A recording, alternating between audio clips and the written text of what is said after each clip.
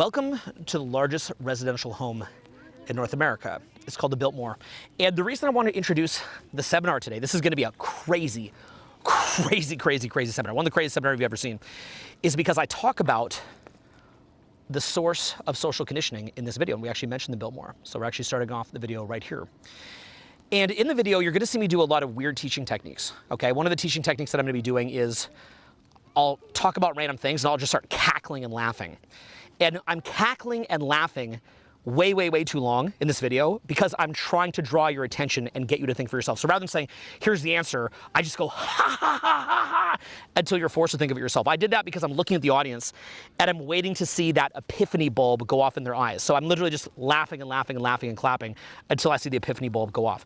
So anyway, in the video, we talk in depth about real wealth, about social conditioning, about going down the rabbit hole.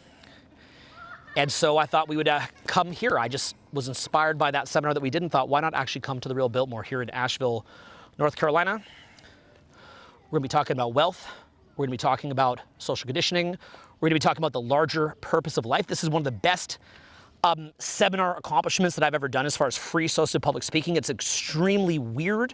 It's on the topic of different reality tunnels, how we get sucked into reality tunnels, how we're in effect being trolled by society, what it means to actually come into alignment with who you really are. It talks a lot about the source of all this bizarre social conditioning. And it gets you thinking about who you want to be as a human being. What does it mean to be really happy? And what it means to get back to being who you really are. So social mobility is very real, but nobody actually does it. Okay, so in other words, if you have the intelligence of a 12-year-old, you can become a multimillionaire, but you won't do it.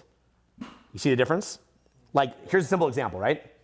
Any of you here, for anyone here who has, like, if you say, oh, I want to be a multimillionaire, I want to be a multimillionaire. Why? So I can have a big boat. Okay, well, put your hand up in here. You're from LA. Put your hand up in here if you've been to Catalina Island. Put your hand up if you've been to Catalina. So out of the whole, put your hand up high if you've been in Catalina. So out of the whole room, you have 5 people in total that have been in Catalina Island out of our small group here. Okay, so you have 5 people. So you want to get rich to get a yacht. If I said to you right now, do you want to get rich to get a yacht? You'd say yes. You already have a yacht. Every single one of you in here has a yacht. Okay? You all have a yacht. Okay? So what does it cost to buy and maintain a yacht? Okay, well, for example, here'd be an example. Leo DiCaprio, when you see him on all these yachts, can Leo afford to even buy a yacht like that? No. I'm sure he can. Yeah, I don't think he can. I think so. Can't. Leo cannot. Even Leo DiCaprio does not have enough money to get a yacht. The yachts that Leo's on are about 180 million, 200 million. His net worth is probably 350 million, 500 million. He's not going to spend half of his net worth on a boat or all of it on a boat, plus his maintenance on it. So he can't afford to be on a yacht. How does Leo go on a yacht? He finds some mega rich guy who would then bring him on the yacht because he wants Leo to be on the yacht and bring a bunch of girls on the yacht. But by the way, that guy who owns the yacht, what else might he do with the yacht to pay for it? Rent it out. Could rent it out. See? So you see what I'm saying? It's just where you're tying up your capital. So now these are obviously very complex issues, but you see where this is going, right? So okay, so then from the, plus he can network on the yacht, plus he gets access to, if you go look up like south of France, networking opportunities with the yachts, all kind of stuff. Okay, so then we'll continue down the rabbit hole here. So in order to have a yacht, you pay about 200 million. What if I told you that for $75, you could have a beautiful day out on a yacht today? Wouldn't you think you'd do it? But yet most of you haven't done it. Catalina Island is like as if San Francisco and Greece had a baby. Like if Mykonos and San Francisco had sex with each other, that's Catalina Island. There's buffalo on Catalina Island. There's bison there. Actual bison, like from Montana. So in other words, if Yellowstone National Park, San Francisco, and Mykonos had sex, a big threesome, it would be Catalina Island. But you've never been. What does that tell me if you've never been to Catalina Island? It tells me you don't actually want to be rich. Why? Because you don't even like the stuff that you'd buy with rich people stuff. You like weed and you like internet. You like your phone, right? You don't like stuff like that. I love stuff like that. Okay, I have expensive taste. Yeah, I want to take small private planes all through Alaska. I like money, so I can go do things that I like to do. There's things that I've connected to money that I like doing that are a genuine hobby for me. I like doing fat parties at my crib. Okay. Now my average party that I do up at the crib costs about 5-10K at least. That'd be on a low end. Do I pay money to do that party? Do I pay 10 grand to do a party? No. That'd be ridiculous. That'd cost me at 10K a party. What would that cost me a year? 500. Yeah. Why would I pay 500? What's that before taxes? I mean, think about this. Why would I be paying $1 million a year pre-tax to go to have a party every week? That's crazy. How do you get a free party?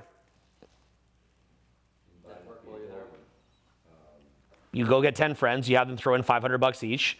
They're happy because it's better than getting a table at a club, and you're happy because you got the party.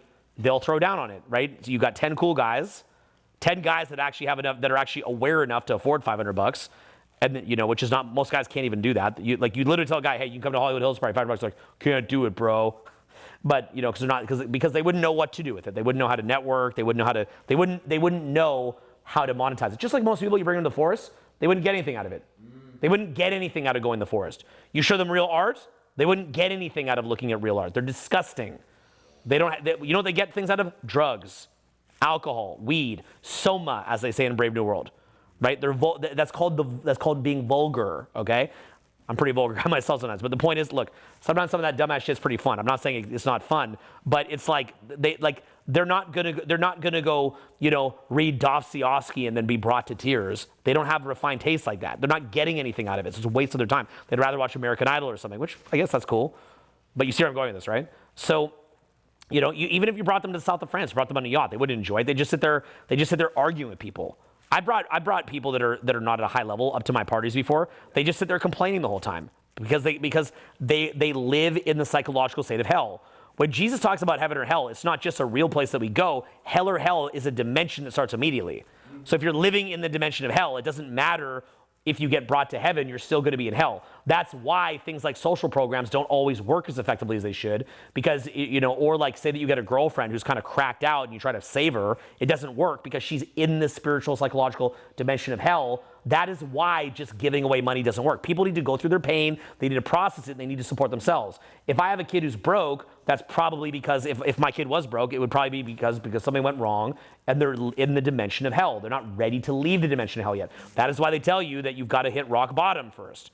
So you go and you let them hit rock bottom, they get sick of it, and then they go, no, I want better for myself. I don't want to live like this anymore. And then they'll crawl out of it and they'll build their own inner ecosystem, inner homeostasis of which they're able to be happy, right? But I've tried having people, I've tried over and over and over giving people better, free jobs, free stuff all the time. They'll fuck it up. Okay, I've run events, like I do a lot of free events. Sometimes guys come to the free event, they might start fighting over a chair.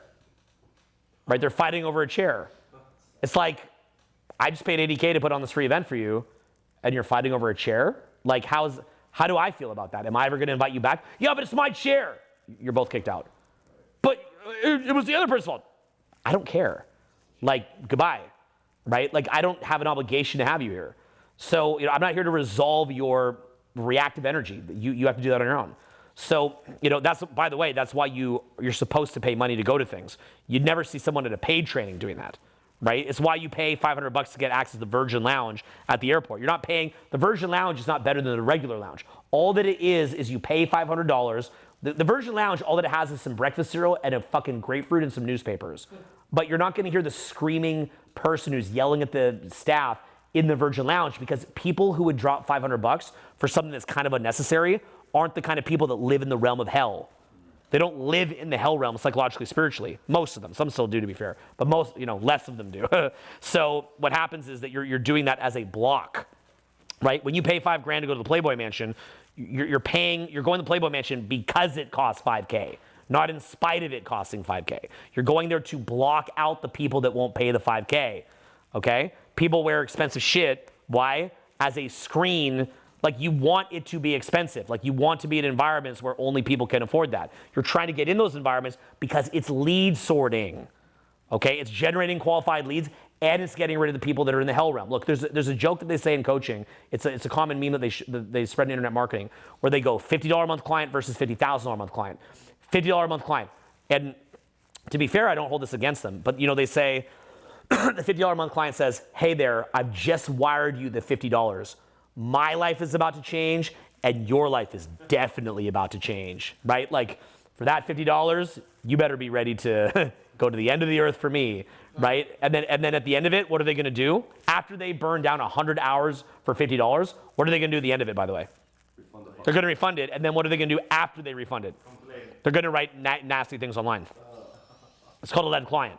In capitalism, what we learn to do is just to give them the money back quickly and get rid of them, but the problem is that also enables them. They can keep doing that to other businesses. So then sometimes some capitalist is like, I'm taking a stand. I'm not gonna, refund you.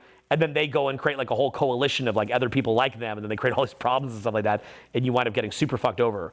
People that have nothing better to do than to complain, and they get identity from it. So you can always find a mass of people like that. Political parties do that too. They feed off of that to get elected. And they feed it. They actually grease the skids and feed that to get elected.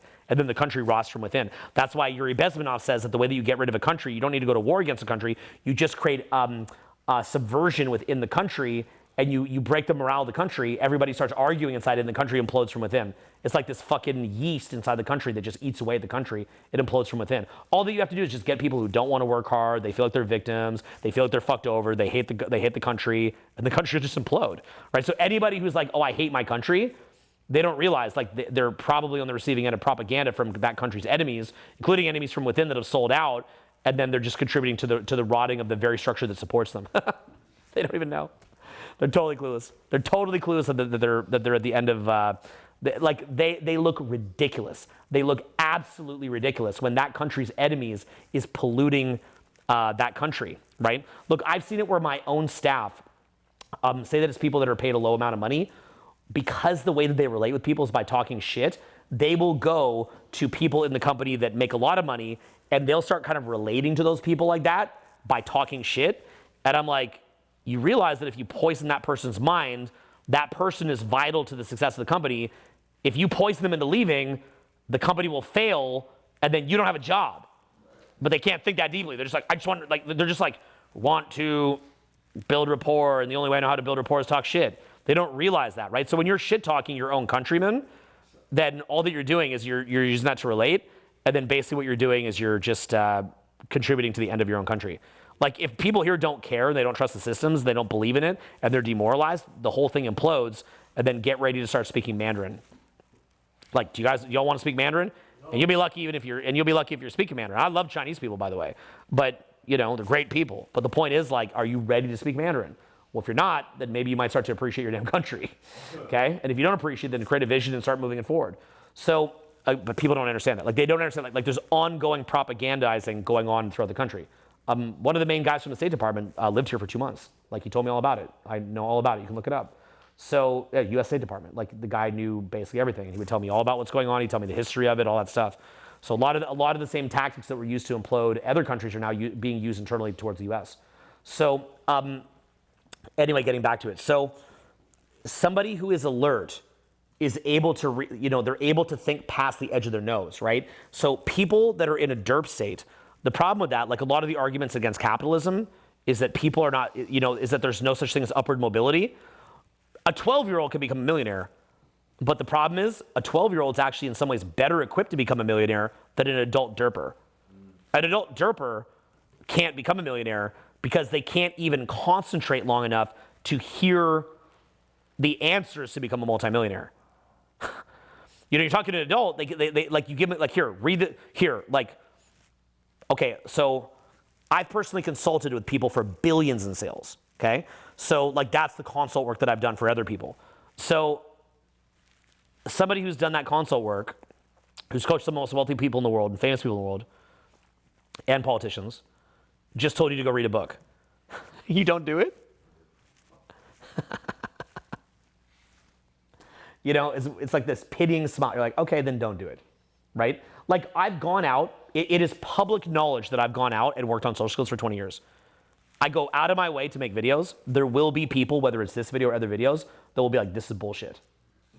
Okay, that's called the Dunning-Kruger effect, right? So they care more about keeping their ego up. Like, well, this guy here, that is known to have done this for decades, I'm smarter than him. So what they're doing is for that little bump of fake self-lie dopamine, they may be smarter than me in some other area, but they're not smarter than me in my core area because they haven't gone out that long. but they literally get off, they get dopamine believing, oh, I'm smarter than that guy. So like I go out of my way to curate free content. You know, yeah, what's the burn rate on free content back in the day? A couple $1 million a year. Like just that area that you guys see upstairs that now I use for parties and just loaded with giant teddy bears and pillows for parties, that used to be filled with 20 computers. That's 20 editors that I was paying at a time so that you could get your stream of free content. Do you know how expensive that is? Think about that, right? So I'm paying that to get free content. But somebody, rather than taking advantage of that as like waking up every day going, oh wow, this is really, really cool that somebody would pay that to give me free content, and they do free events all over the world, and there's free groups all over the world, and there's virtual free tours and all that stuff. Like rather than, like what you're supposed to do when you've had somebody reach out to you with that, don't make some conspiracy theory that it's some big money play for me. What kind of leads am I screening when I'm doing a free event? What kind of leads am I generally bringing in? 4 leads. The most brokest leads I can do. So don't make some conspiracy like, oh, this guy's just selfishly gaining from giving away free advice. Okay, if you want to see what normal looks like, okay, what proper lead screening looks like, look up Wake Up Warrior by Garrett J. White, okay? You want to see proper screening, look up Garrett. Garrett tells you flat out, my program is for married entrepreneurs that are Christian, okay? Now, a married man who's a Christian, who's an entrepreneur, if you tell him it's $20K a month for the program, is he going to give you a hard time? No. So all that you do is, now, does Garrett need to have a lot of views on YouTube? Go look at how Garrett lives. He has a very modest following, but he has rooms full of rich men that want to pay him. Now, by scoping down and saying, now remember, unmarried men make less money. You want to know why? Because they're running around all partying and having fun. Married men are at home miserable with their wives and they try to escape her and work all day. Ha ha, right? Kidding, but kind of not kidding, right? Christian man has the Christian work ethic. Entrepreneur means the guy has money to spend.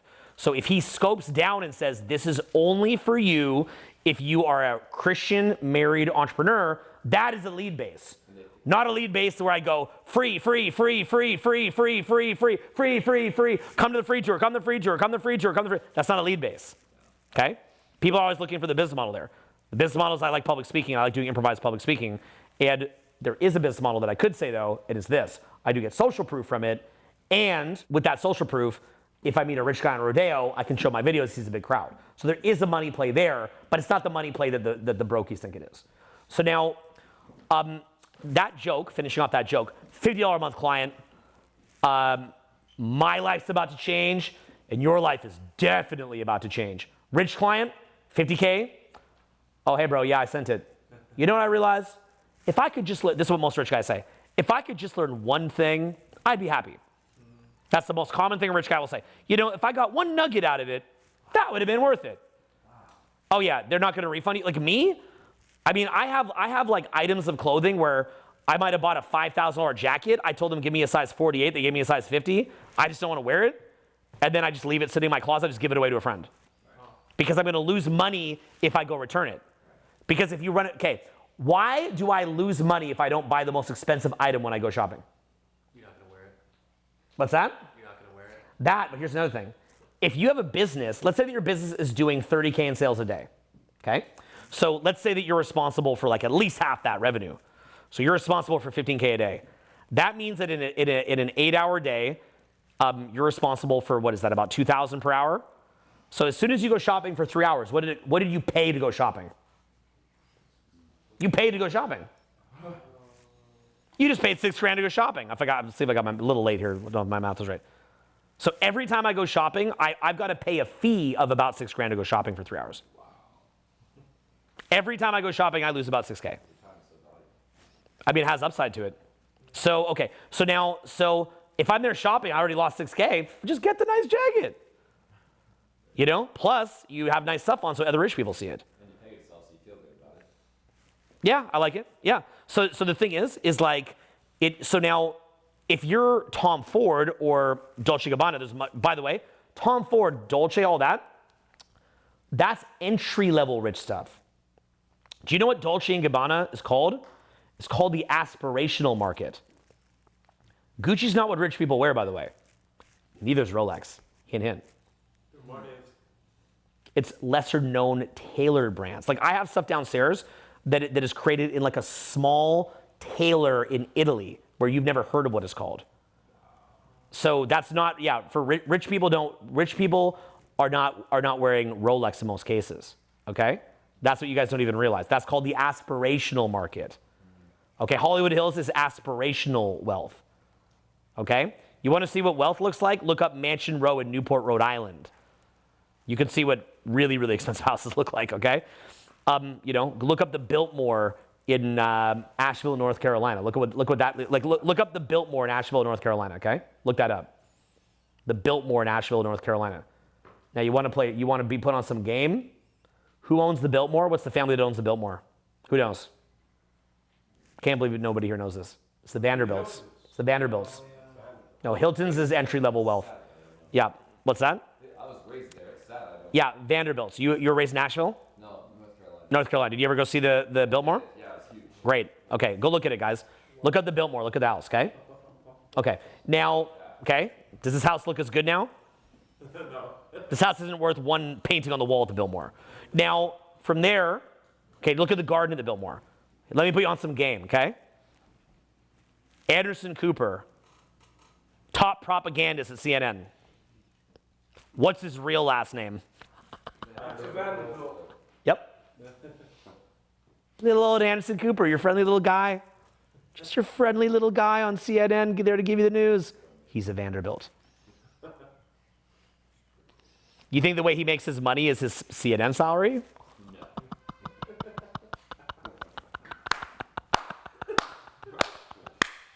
Oh, it's amazing. Oh, it's amazing.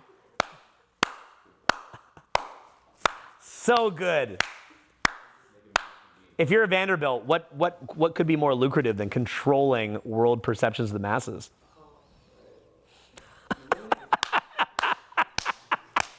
And people just sit there, they eat with a spoon. He's a Vanderbilt. What's he get paid at CNN? What, do you get paid $1 million at CNN?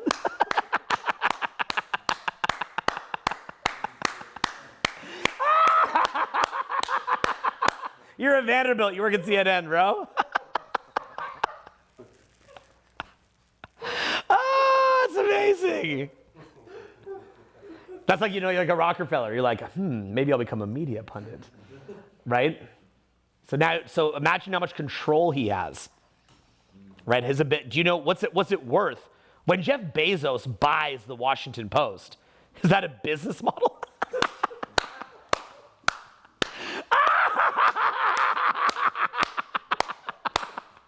Jeff Bezos owns the Washington Post, okay?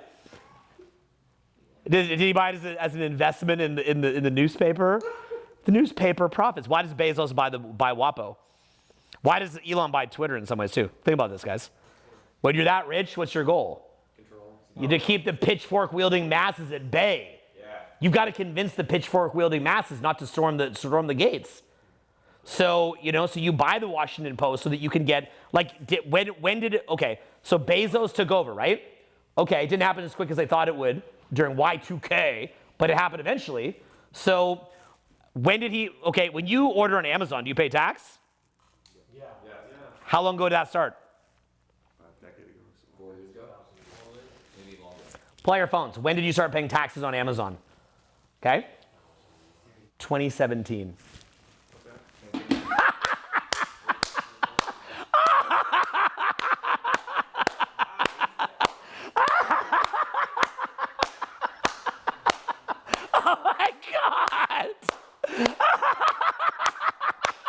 No tax till 2017? Because that's when he bought it?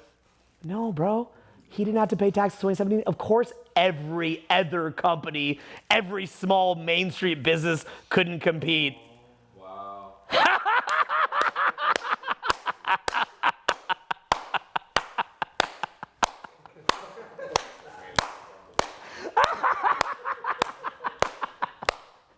And everyone's like, well, I kind of like that I don't have to pay tax on Amazon.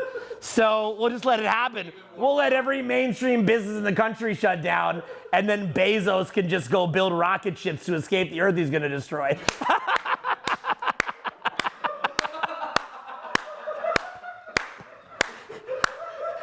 COVID.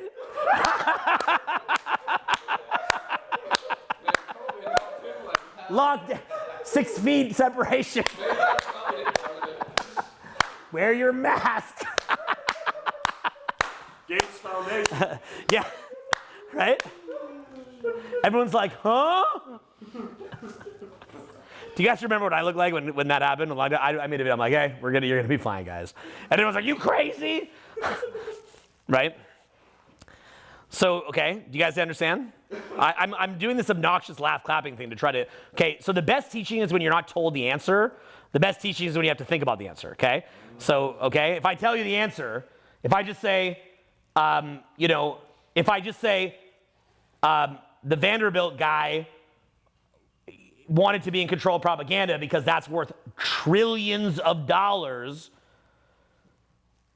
you'll just hear me and you'll forget, okay? If I say, yeah, Bezos was able to put off tax until 2017, you'll hear me, you'll just forget. So I'm just laughing obnoxiously to force you to go, why is he laughing and clapping like that? And I'm also doing it to point out how fucking stupid you are, okay? Not to be mean, but just how you're not stupid, but you're just not thinking. Yeah. Okay, you're not thinking. Not being conscious. Yeah, you're not being conscious. Now, by the way, in enlightenment, I've studied enlightenment for years. It's always just like stare at the wall, be enlightened. It's like, no, the purpose of enlightenment is to become aware, right? You're supposed to become aware, not attached to the world, be in the world, not of the world, but you should become aware of what the world is.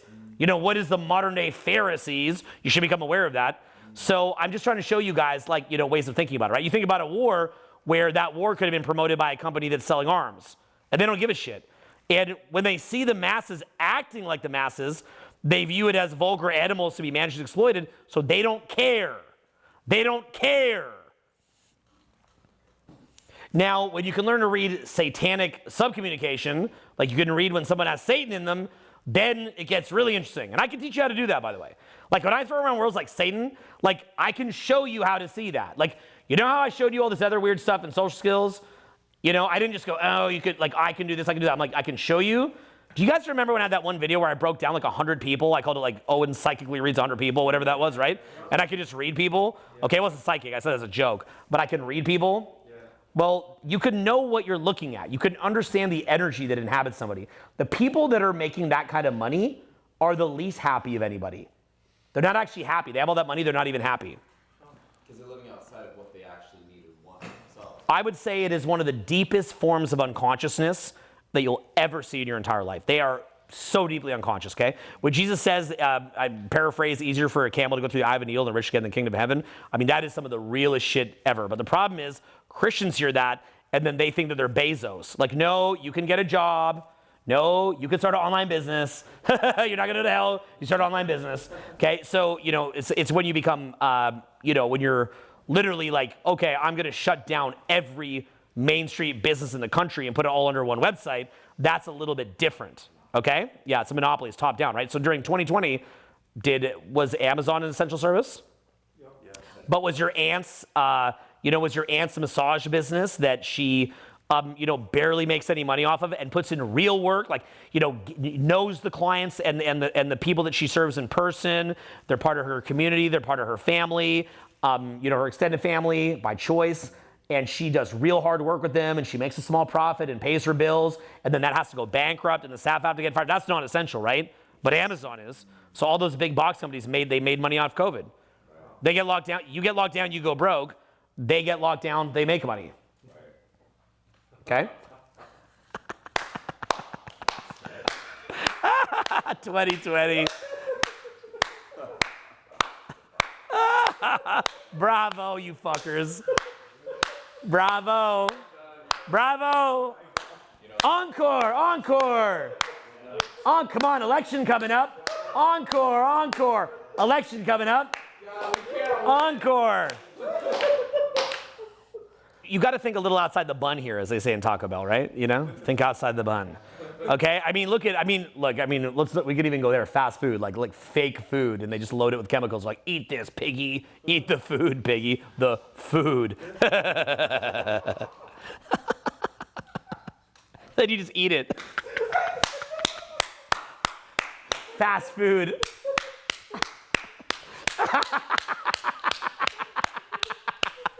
just leave it open 24 hours a day, put it on every fucking street corner, and make everybody addicted to it.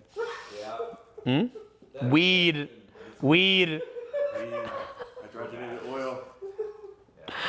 You know? Alcohol. Weed.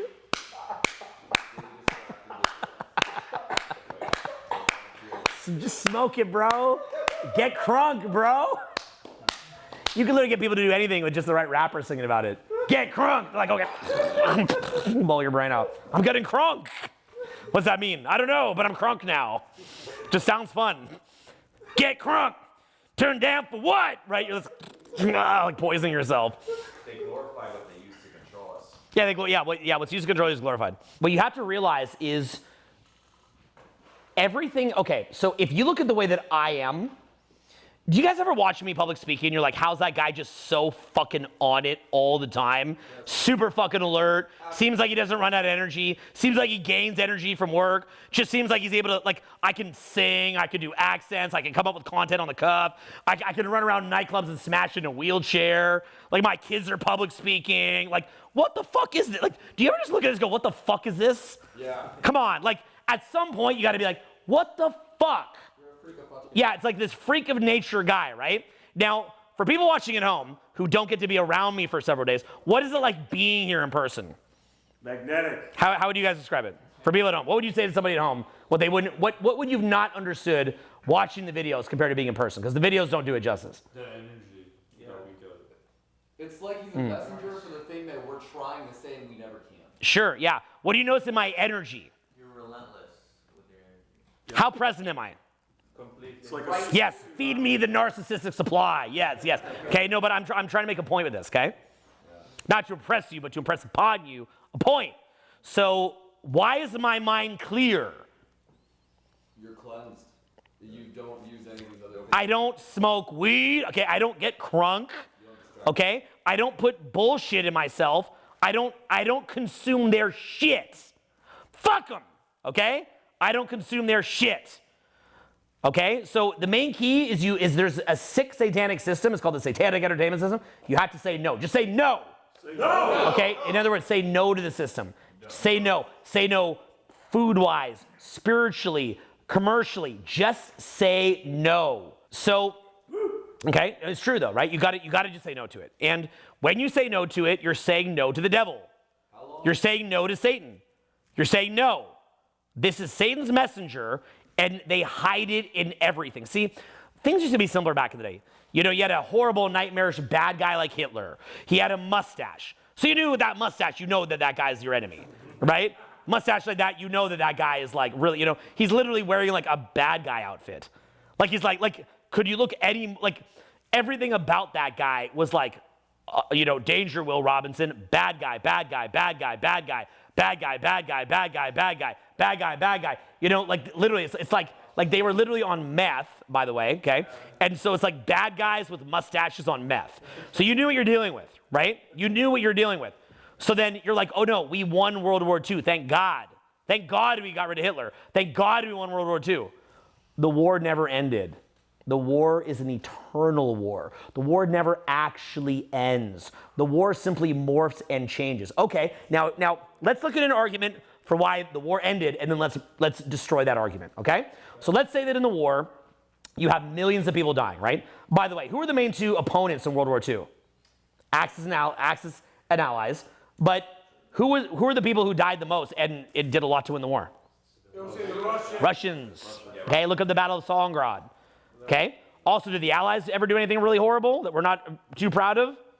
Dresden, okay? So, you know, there's all sorts of stuff, okay? Now, okay, so look up your history. Now, from there, I'm not an expert historian, but I've just watched documentaries on it. You can watch World War II Greatest Events in Color on Netflix and World War II Road to Victory on Netflix. Mandatory watching for any human being. Okay, so let's say that you had, how many Russians died? Was it about 20 million Russians that died? About 20 million? Okay. What's that? Yeah, about total 20 million? Okay. Now, let's say that since then, the battle has morphed, and how many million people live in Russia? Is like 150 million or so? Yeah. Something like that? Okay.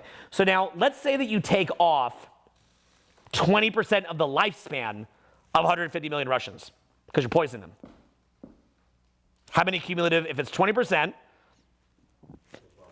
of 150 million people, then what you do is you're looking at 30 million dead now. Did it end? That's the equivalent of 30 million years ended. Now, what if you spend that time putting them in shit jobs, wasting their time, putting fees on them of all different types? Death of the spirit. Death of the spirit. That's even bigger, by the way. Okay, so does the evil end? It's not over. Right? And you've got to protect yourself from this, and you've got to protect your fucking family from this shit, okay? That's why traditional values are the key. Look, the real secret to life, we figured out years ago. Avoid the bullshit, worship God, stay on the straight and narrow, and just like all this like conservative type shit that seems annoying is meant to save you bullshit. When they tell you don't smoke weed, it's not because they're trying to ruin your swag. It's not because they're trying to block you from getting crunk, okay? You're like, you're not gonna stop me from getting crunk, y'all. It's not to stop you from getting fucking crunk. It's to help you to avoid bullshit, okay? So you've got to you have to understand that when you look at the ocean, what do you notice about ocean documentaries? What's happening in an ocean documentary? Everything's eating everything else. Yeah. Is it like the fish friends? I mean, maybe some dolphin pods here or there, right? That's about it. Is it fish friends documentary? Okay. Okay, you see a documentary, like, I mean, let's take a land nature documentary. I mean, do you know, if you see like an elk herd, is there like 7 husband elks with 7 wife elks? In mammal species? What do you see? 1 male elk, 7 female elks, right? I make little jokes about it when I see them out sometimes. Yeah, I do a little joke about it. What's that? Coming after them. Yeah, and then they get killed. So so the thing is, when you watch a nature documentary, it's just everything eating everything. But then you think it's any different now? You think that's different? You think that like look, even a vegetable that you eat has anti-nutrients in it, right? Okay? Like cruciferous vegetables, things like that. I mean, some people even believe that you shouldn't even eat them at all. But I don't believe that. But the point is there are more nutrients than anti-nutrients, in my personal opinion. I'm not an expert, but that'd be my best guess, right? But whatever you eat has things in it that are hurting you as well. But you need a ratio of more things that are helping you than are hurting you. Now, something like heroin also has things that in theory could help you with your mood, right? It's mood elevating. But it has more things that are hurting you and depleting you, right? So you've got to realize what is the essence of a deal with the devil? It is the thing that has the good thing on the front end so that you think it's good. And then on the back end, it has a price tag on it. You're paying a price tag for that decision, right? So that guy watching TikTok or that guy, consuming the fast food or things like that, like all the bad stuff that's coming at you, the way they do it is they put good stuff on the front end so that you like it, you want it, and then it hurts you on the back end, depletes you all they gain. So that's why everything you have to be doing has to be cost-benefit analysis, okay? All of it. By the way, I don't mean to scare you guys, okay? I don't mean to scare you, but what you guys also don't understand is that 99% of you in this room, given the chance, would steal from me and betray me. You guys don't understand that. It's true. How do I know? Do you want me to tell you how I know? Here's how I know. Okay, so I built my career in a very weird business where most of the money that I invest in my business is on lead generation, okay?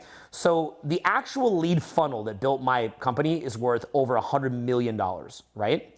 So the reason why that is because in order to build the lead base, you have to reinvest back into it. So for example, when I have like 20 editors sitting upstairs and all the salaries on that. Now, by the way, if I've got 20 editors sitting upstairs and there's all the salaries on that, take the computers, okay? Are those computers one-time purchases? No. Why not? You have to maintain them constantly. You have to upgrade them every several years, right? Because everything keeps advancing. The cameras get better resolution. So so there's only a certain number of uses per computer.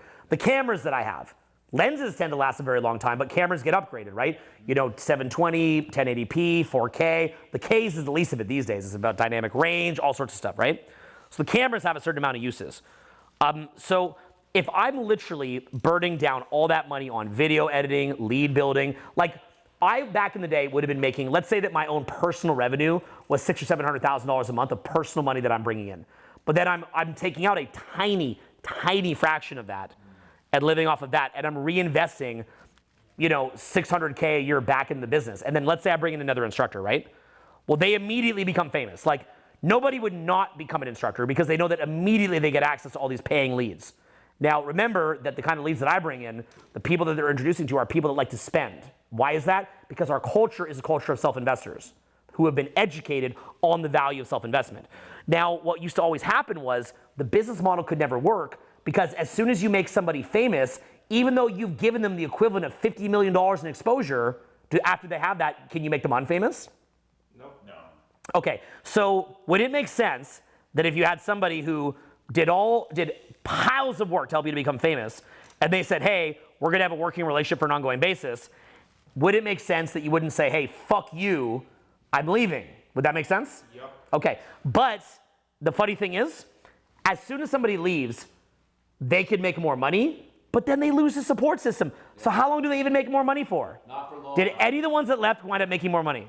Probably not. Long term, no, but short term, yes. Yeah. I watch as the closest friends of my life would do that, right under my nose. Or, you know, for example, let's say they're like in a room here, they'll do side deals. They'll just start grabbing side deals, right? Now, it doesn't matter. Now, by the way, when I'm even giving somebody stage time, you've got the vendor to buyer dynamic all fucked up. When I'm giving stage time, the stage time is actually worth money. They're not working. They're not working. That's not work. If I told you right now that you had unlimited access to practice your public speaking skills in front of audiences all the time, what would that be worth to you in ROI? Wow. Everything. Right? Because you'd have do you know, the hardest part about learning public speaking is getting in front of audiences. You can't get in front of audiences to practice. So that's the thing. Once you have audiences to practice on, that's my ROI in the free tour. I'm getting audiences to practice free associative public speaking on, the kind of content that I couldn't normally do, because at a paid event, I do structured content that's exercise driven and feedback driven for the client. At free tours, I can experiment, which means I get to become a great public speaker. To tell you the truth, try finding a more skilled public speaker. Go online, try to find one. Do you want to know the secret to what I've done? Free events. Because most public speakers won't invest in their own speaking because they only want to do conversions at the event. So what do they all talk about? The same tired bullshit. Get a mentor, have your intention how to figure out how to get what you want, self-investment, which I also talk about, but that's 1% of my content, not 100% of my content.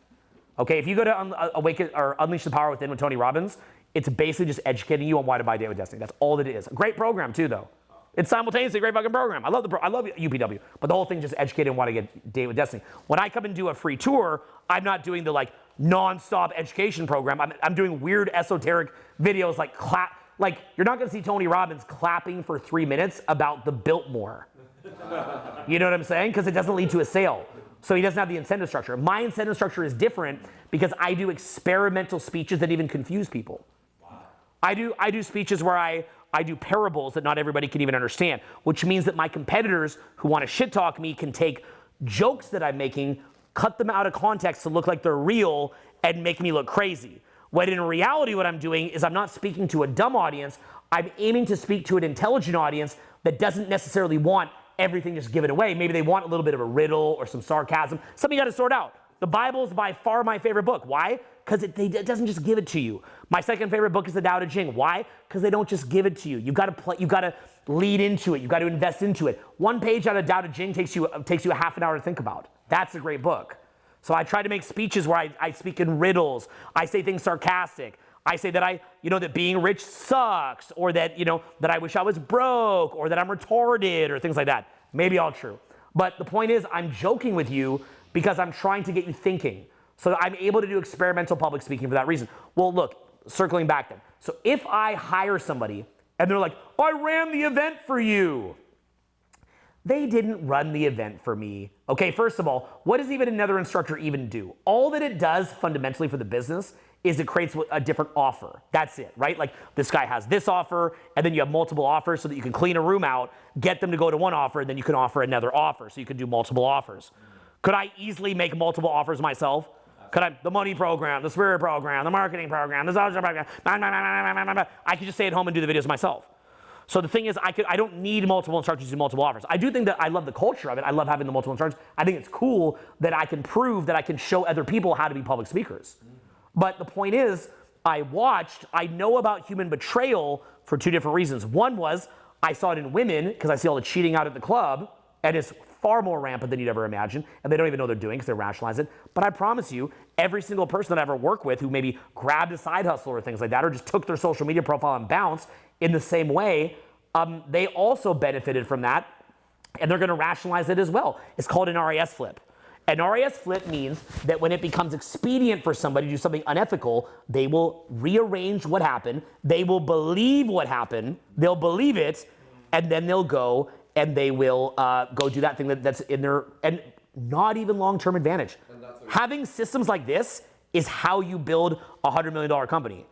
But just for the short-term payoff of getting to keep an extra cutoff of a lead base for like 6 months until your leads start dwindling, then just for that short-term thing, I watch highly intelligent people that were generally upstanding when I met them turn sideways. Not all of them, but you'd be shocked.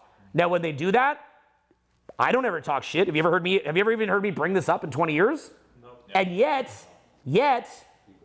they feel the need to go justify it. You don't see me running around the internet going, this guy sucks, this guy's bad. They have to justify why they did it. So then the videos start coming out. And I just look at them like, this is ridiculous. This is crazy. This is insane. I could have never met this person in my life, never known them, and my life would be no different. Their life is dramatically different. They've got a brand, money, skills. My life would have been not a shred different, but somehow I'm a bad guy, right? But that's the power of human rationalization. And if you talk to them, they'd have a million reasons for it. And yet, did you get rich? Did you travel the world? Did you become famous? Did you get laid? But somehow that's bad, right? Oh, your life went down? Your life's worse because of that? But they will believe that because human beings will betray you.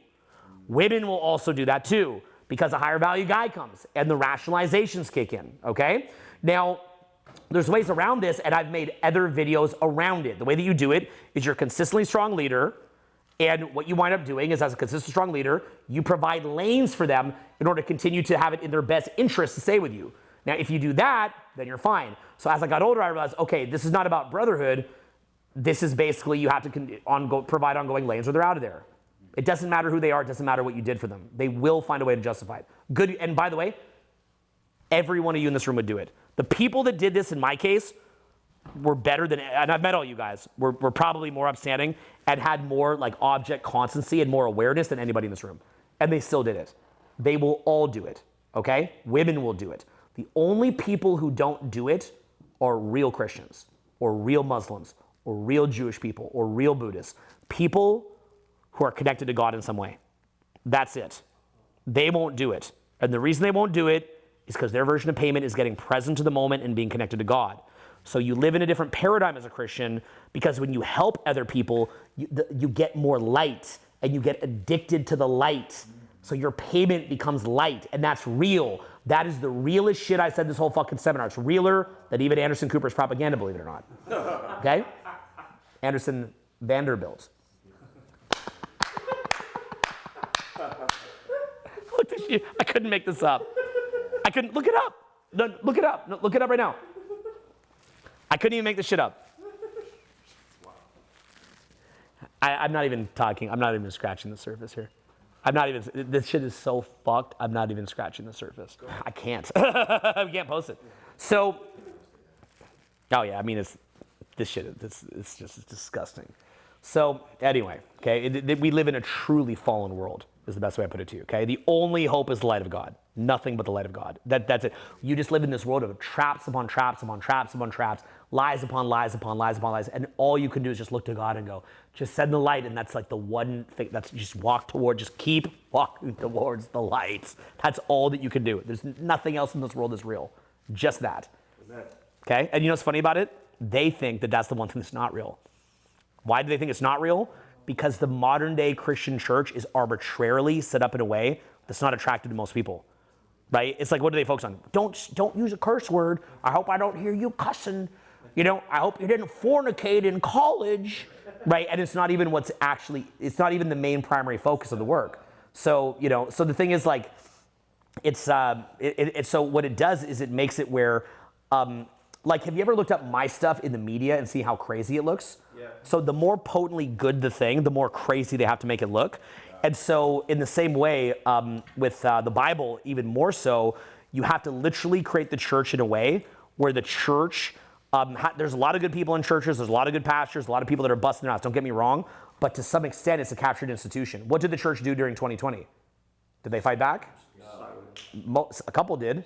A couple amazing ones did, but most didn't, right? So you already know it's a captured institution if that happened. So, you know, like the weed store is open, the alcohol store is open, the church is closed.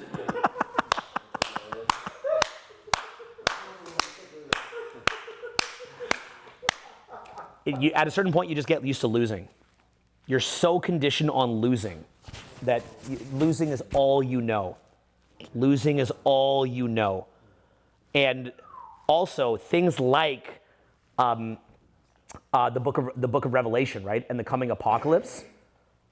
What does that do to a Christian person who now sees the world falling apart? What does that tell them to do? Repent. It tells them to be repent, but to be passive through that experience as the apocalypse is visibly coming. Because what are you going to do? You know, just wait for the apocalypse. Wait for the apocalypse is coming. You know, yeah, you know, we already had the mark of the beast already happened. It actually already happened. It actually happened for real. Yeah. The mark of the beast actually happened. And people are like, I don't know, mark of the beast, like, whatever, where's my TikTok? Like, it actually happened. Look up the mark of the beast. Look up the mark of the beast on your phone right now. Pull out your phone, look up mark of the beast. It already happened. I'm not trying to tell you to become a Christian. I'm just saying look up mark of the beast. I don't care about your belief system. That's your belief system. That's between you and God. Or you and yourself, or you and whoever you think you're talking to. Okay? Look up mark of the beast. Like, and it's like the mark of the beast is like, it's literally rubbed right in your fucking face. A quarter of the world's under the social credit score system in China right now. Okay? Mark of the beast. Look up what it is. The passage of mark of the beast. I can't find anything on Google. Really? They block mark of the beast now? Yeah, I'm sure it's in there. It's basically like something you have to take on or in your body to buy or sell anything. So yeah. Basically, you can no longer buy or sell unless you take the mark. Yeah. It already happened. 666, 6 feet social distancing. I don't know, that's maybe a stretch, but you know my point, right? So the thing is, like, the mark of the beast is already here. It's already coming. Okay. So but that's undeniable that the mark of the beast happened. Like, that already happened. Okay, that already happened. So, did you hear anything about zinc or vitamin D during all that? Nothing. Nada. Nothing. Look that up. Look up zinc, vitamin D. Again, even on Google, relate to that subject and see what comes up. And they didn't even talk about it. I'm not saying that's the solution. I'm not saying modern medicine doesn't have a place, but they couldn't mention. You might want to mention that.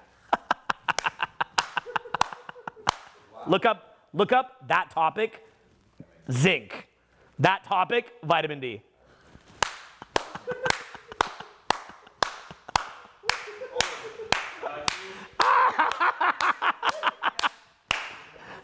That's what they always do to me. They're like, I just want the thing. Like, no concept of like what we're dealing with here. So, okay, no concept of what we're dealing with. None. I just want what I want. Okay, guys, give me a moment. Okay, yeah. So, okay, but like that, you're talking crazy, right? You're talking fucking crazy. But people also can't just think of these things, which is sad. They're so lost. Because once you're so fucking dumbed down, you're that dumbed down, you can't process it. And then the problem is, what do you do with this information? Like, okay, so Anderson Vanderbilt. Like, what a ring to that. Cooper. Cooper. Okay, so Cooper. Okay, so I'm Anderson Cooper. Okay, so tonight's nightly news.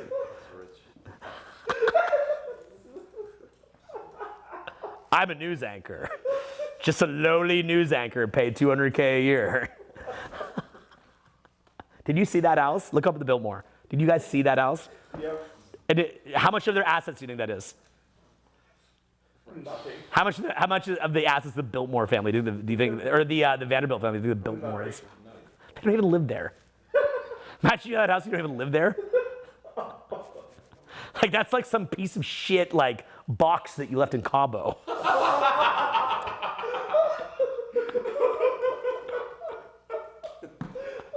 so tiny. Makes us minuscule, like ants. Oh yeah, I mean there's levels to this, right? There's levels to this. The thing is, once you know to truly recognize Satan, and by the way, this isn't me talking crazy, okay? Like once you can learn to recognize Satan. You can actually recognize it. Like, okay, do you guys remember when you were first learning about social skills, you heard about things like a shit test? And like you couldn't see it, and then once you saw it, you're like, oh shit, that's what that is? Yeah. You will eventually learn what it looks like. You'll see what it looks like. You'll know exactly what you're looking at. You've got to be able to identify the energy that has infected the substances and the people that you're engaging with. And you've got to learn how to see the telltale signs. And then you've also got to learn to see the pockets of it in yourself that resonates with it. Okay? You're spiritually enslaved. Okay? You're spiritually enslaved. Here's what you guys actually, what I'm going to tell you is the realest shit I could tell you this whole time, okay? And the mark of the beast. What you guys don't know is I have a below average IQ. I'm genuinely lightly autistic. This is a person with light autism and a low IQ. How smart I am. How smart would you be? I was a failing student all through grade school. Okay? It took me 6 years to graduate high school. Imagine you if you just stopped consuming their shit. Why can my 12-year-old run public speaking events without training? He's never been traumatized. He's never been exposed to any of this stuff. He doesn't know what any of the bad stuff is. He's not exposed to any of it. So his IQ's through the roof. He's the top student in the gifted school, the top gifted school in the city. He misses half the year of school. I didn't get sick since 2012. Do you understand? I keep waiting to get sick. I try to get sick. I miss being sick. I miss that like warm feeling where you just get to take a week off. You know, you're kind of like your body heats up and you're just like, it's like kind of fuzzy, you know, right? Like that's kind of what I liked about the broken leg is like, give me an excuse to chill for a minute, you know? So it's so literally like I miss being sick. I couldn't get sick. I tried so hard to get COVID. I couldn't find a way to get it. Baby, spit in my mouth, baby. When she had it, couldn't get it. So look, I don't know the exact truth of these things, okay? I've never done like a double-blind study. I'm not making a claim. You know, you've got to go to the FDA to get a double-blind study. I'm just making the point that like, there's another side of life that you're not aware of. So you've got to begin to understand the energy that's coming at you. Understand that even other human beings are nice on the front end and will fuck you over in the back end. So like all these people that they're like, do women cheat? It's like, look, you're really at the surface level of this conversation. Like, do women cheat? Do women cheat? Like, I'm like, you also are as bad as her. Like, you're also an unconscious automaton who's a stimulus responder. Like, it's like one stimulus responder complaining about the other stimulus responder. Yeah. Right? Like I want to stay as a stimulus responder, but I want that stimulus responder not to cheat. Right? So the whole hypergamy conversation's fucked. Okay? You have to understand there's only one way out of this, and that's God. There's no other way out of this. Okay? There's no other way out of this. That's my honest opinion. Okay? I'm talking about this because I'm getting older. I'm getting closer to my death. So I'm more open about it.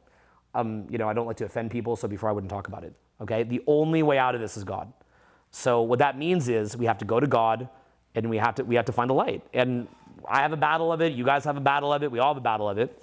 But it's a journey for everybody. It doesn't mean I'm perfect. I've done a lot of things I'm embarrassed of, things that were very lame and pathetic, and you know, like we could make a highlight reel of all my hypocrisy and things that I didn't do properly and came up short, and you know, it would definitely be in stark contrast to the supposedly uplifting things that I'd be saying now. Okay, there's a lot of things I'm not proud of, but I try to own those things. You know, right? I try to own them. I reflect on them. I spend a lot of time on it. I have advisors that show me where I come up short. You know, this was a 3-day free event, and I could show you over half an hour of notes that I've sent my staff about it so far, about how we could improve it. So, I mean, that's, you know, how I am, right? I'm always thinking about what I could do to improve things. And I watch the videos of it and see what I could have done different. So I'm trying, you know, and that's all that I think God asks of us, is to try our fucking best.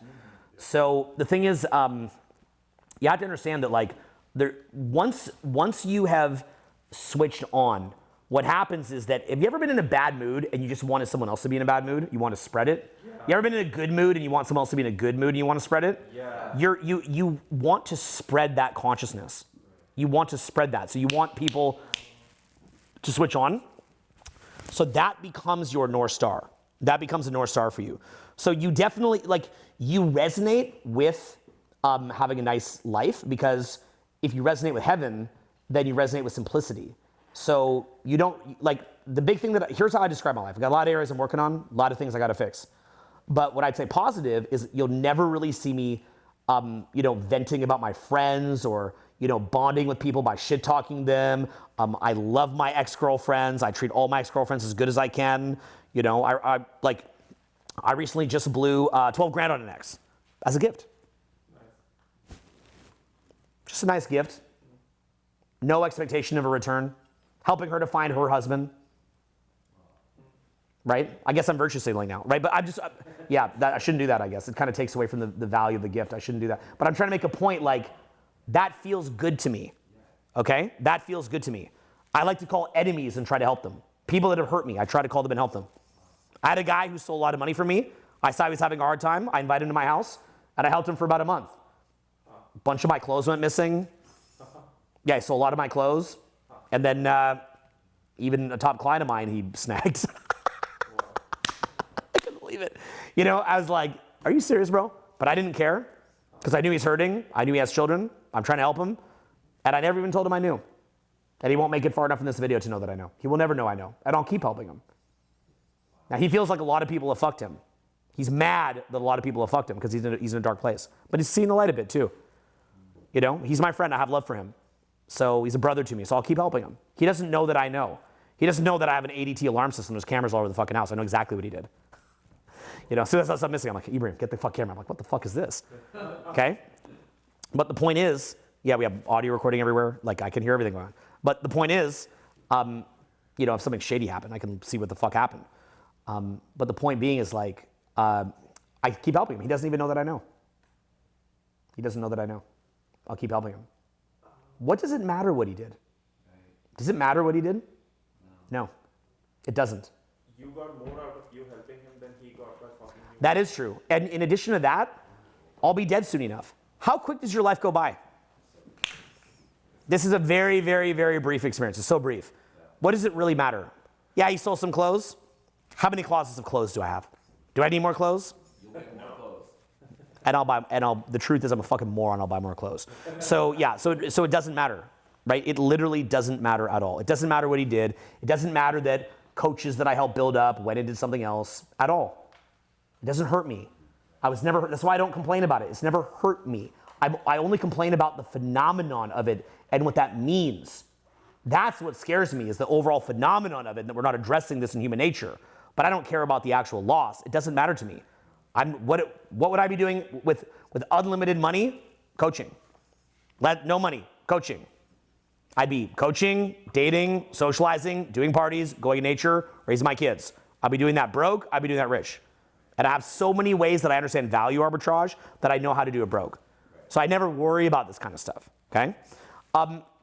So there's a larger picture of life, and that picture is learning to switch your fucking brain on.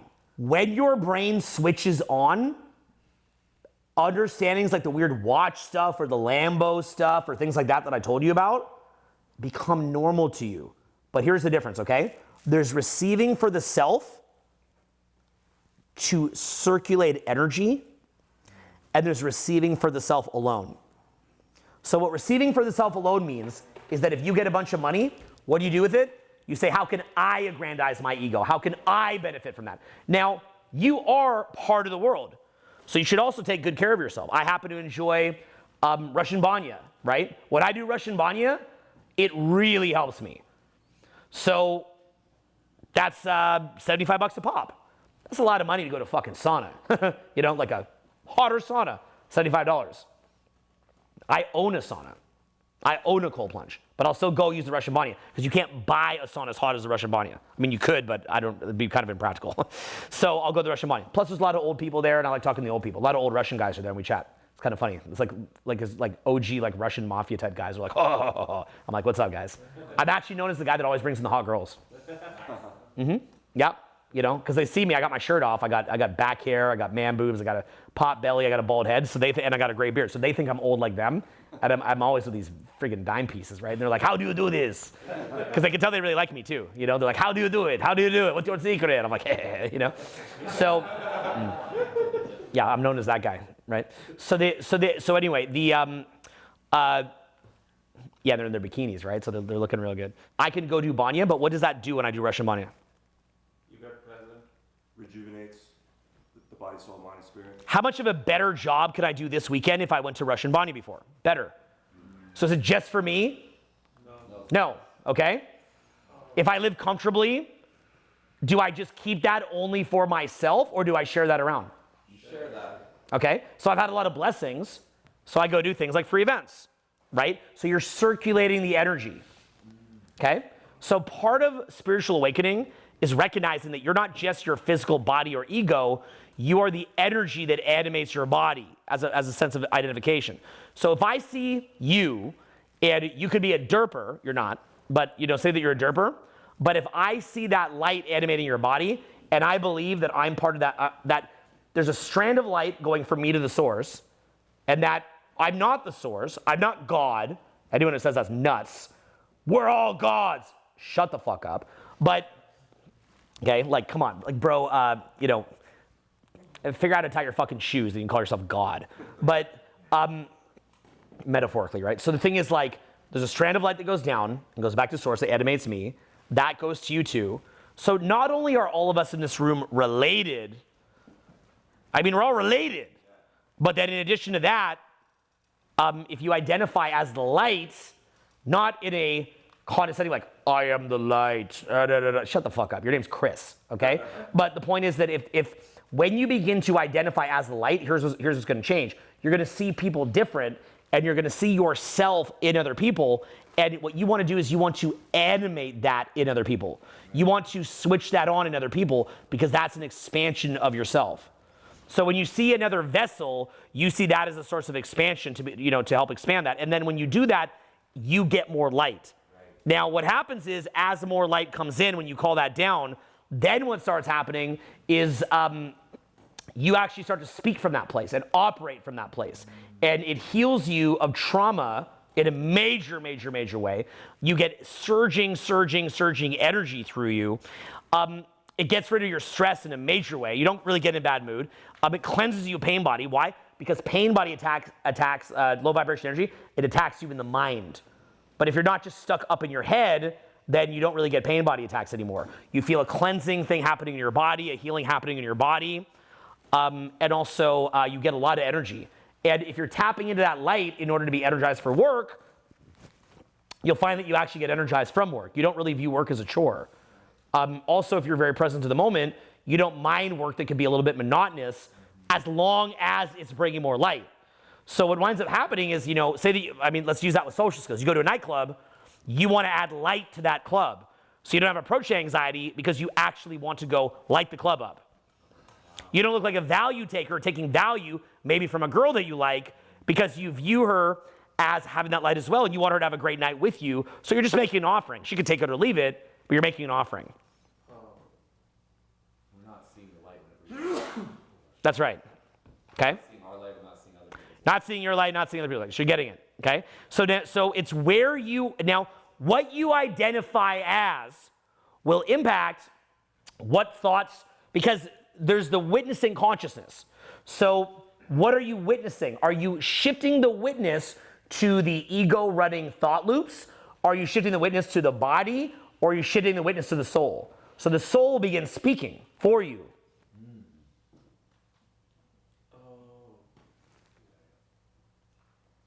That's why you can't teach public speaking at a high level. People don't understand that. That's why public speakers who don't understand need a PowerPoint. That's why my 11-year-old kid, when he was 11 at the time, he started to public speak.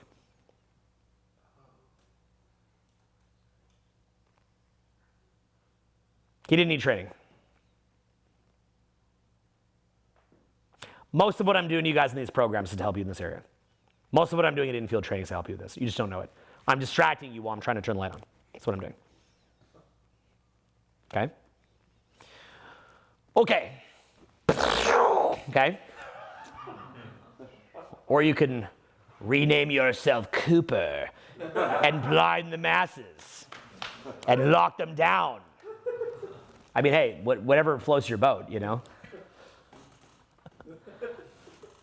We're all connected to something, right? So, you know, we're all connected to something. So, so the thing is, you can also see when people are connected to dark energy, right? You can see that running them. And it's an unfortunate thing because we've all known what it's like to be run by that. I've been run by that. Yep. I felt it. Yep. Okay, I'll tell you guys a fucked up story. I don't know if I've told this story a lot before. Okay.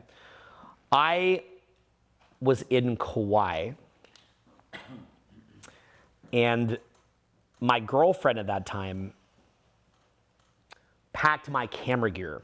This was over a decade ago. And I hike into the Nepali coast. Not too happy about this. Not too proud of this. Hike in the Nepali coast, and I get out there, and I find out that she hasn't packed the gear. And it really, really, really pissed me off. Now, this girl carried a lot of trauma of her own in her. And have you ever been in a relationship with someone where they're kind of like just kind of like water and wine mixing, and if they're very traumatized, it just starts getting in you and it starts to change the shape of your character as well?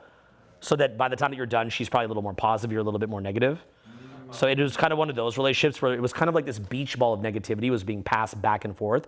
Your pain body feeds, pass it to them. Their pain body feeds, pass it back and forth, you know? So, you know, that manifests in the form of us just getting in petty arguments a lot after a really good first year and a half or so.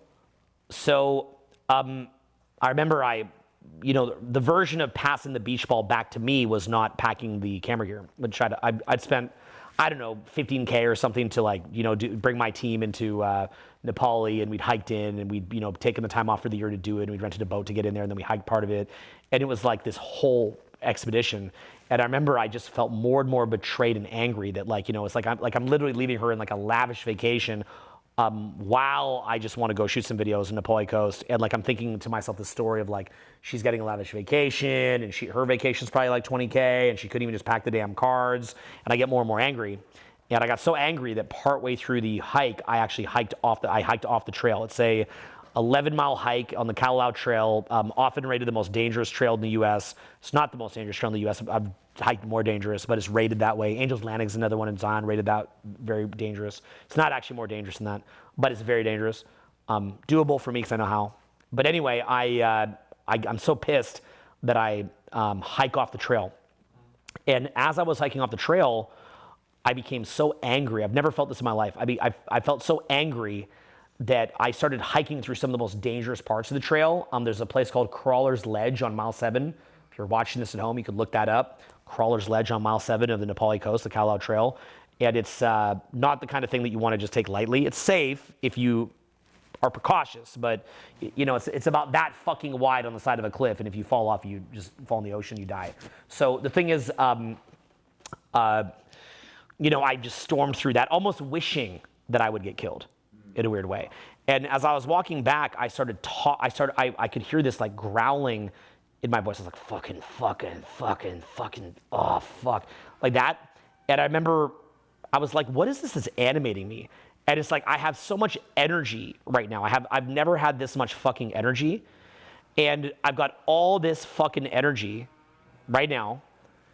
And so as I'm walking back, I decide I'm gonna let this thing talk. Whatever this thing is writing me, I'm gonna let it talk. That was the weirdest shit I have ever heard in my fucking life. It was a different language. It was like, fuck, like I don't even know how to explain it. Like speaking in tongues, like some satanic shit. And I was like, holy shit. I'm like, somehow, some way, I've invited something into myself that is really, really, really fucked. And I've seen this in other people where, you know, I've witnessed people that are under the possession of this, like rolling around in the bed, shrieking, screaming, kicking. I watched as business partners of mine sued the living bejesus out of each other while I begged them to stop, and they're feeding off of it with their pain bodies. They're getting feedings. They're doing what I was doing with the girl, but we're just kind of like, getting annoyed at each other, nothing beyond that. But they're doing that with lawfare, losing, probably they lost around 1.5 million each, but they lost me. That was worth a lot more. So, so very self-destructive. Both their lives are far worse off because of it. So the thing is like, I've seen this stuff up close. I've seen this very, very, very up close. I've seen a lot of it up close. And like I said, just looping back on that thing with like the whole, why know about human betrayal. I know about it because, again, I learned about social dynamics and dating. And so I saw infidelity and hypergamy out in full glory. And like the things that I saw, I don't even tell you guys about because you're just not gonna be able to process it. Then you're gonna start saying, well, you go out in LA. Like, even though I spend time in Oregon, Montana, Wyoming, Utah, Washington State, Alabama, like who's in Alabama? Right? Like, Louisiana, Savannah, Georgia, right? Like I go in these places, but somehow someone who's like probably never been to even any of that is gonna say, well, you're just in LA, but I'm not always in LA, you guys know that. So I see this stuff everywhere that I go. I see guys doing it, I see girls doing it, and they rationalize it. They completely rationalize it, anything around sex. But I've watched men, because I've worked primarily with men, do it around money and do it around leads, right? And they know damn well that I could be taking like $600-700K a month in personal money, and that instead I pump it back in the business. And they know that I'm doing that to build a culture, and they know they're stealing. They know damn well, but they'll never do it. Now the funny thing is, when those guys leave, the rationale will be, like maybe they didn't treat you right while you were working to help them. Like you're putting it, because everyone's gonna resonate with the quote little guy, right? They don't see the guy who's sacrificing hundreds of thousands of dollars a month to build up something for somebody else. They're not seeing that. They're not seeing it, they're only seeing it through the lens of where they position themselves, which is like the little guy's being exploited. The little guy's being exploited. They're seeing it from that angle, not the angle like okay, well, have you ever even given up $1?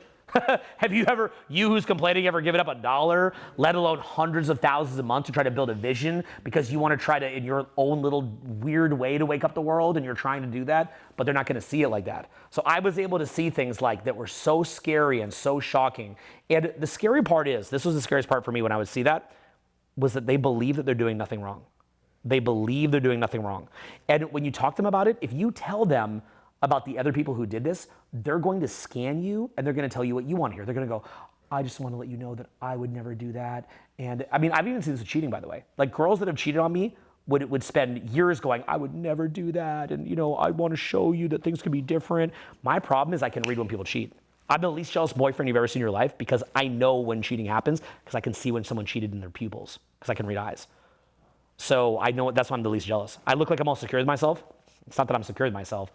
It's that I can read people. So I know when someone's done something, because I can tell when another man's energy is in the eyes.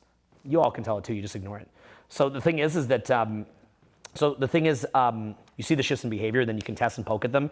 Then if you just get them mad, they'll cop to it. You pick a fight with them when you see something, pick a fight, and then they'll cop to it to hurt you. So the thing is, with the cheating, the same people who cheat will say, I would never do that. The same people who steal will say, I'll never do that. I've had people who are like, I just want to let you know, Owen, that nothing in the world is more important than friendship. And the fun that we have here is priceless. I would never do that. I can't believe people would do that. Then they go do it. Why is that? They're not conscious. They're not actually conscious. They're not actually conscious.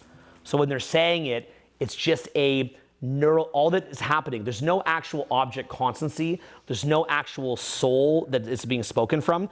It is a neural network in the brain, okay? It's a neural network in the brain that's just activating and making it say something. It'd be like as if somebody was dead and then some neural network activated and just the mouth moved.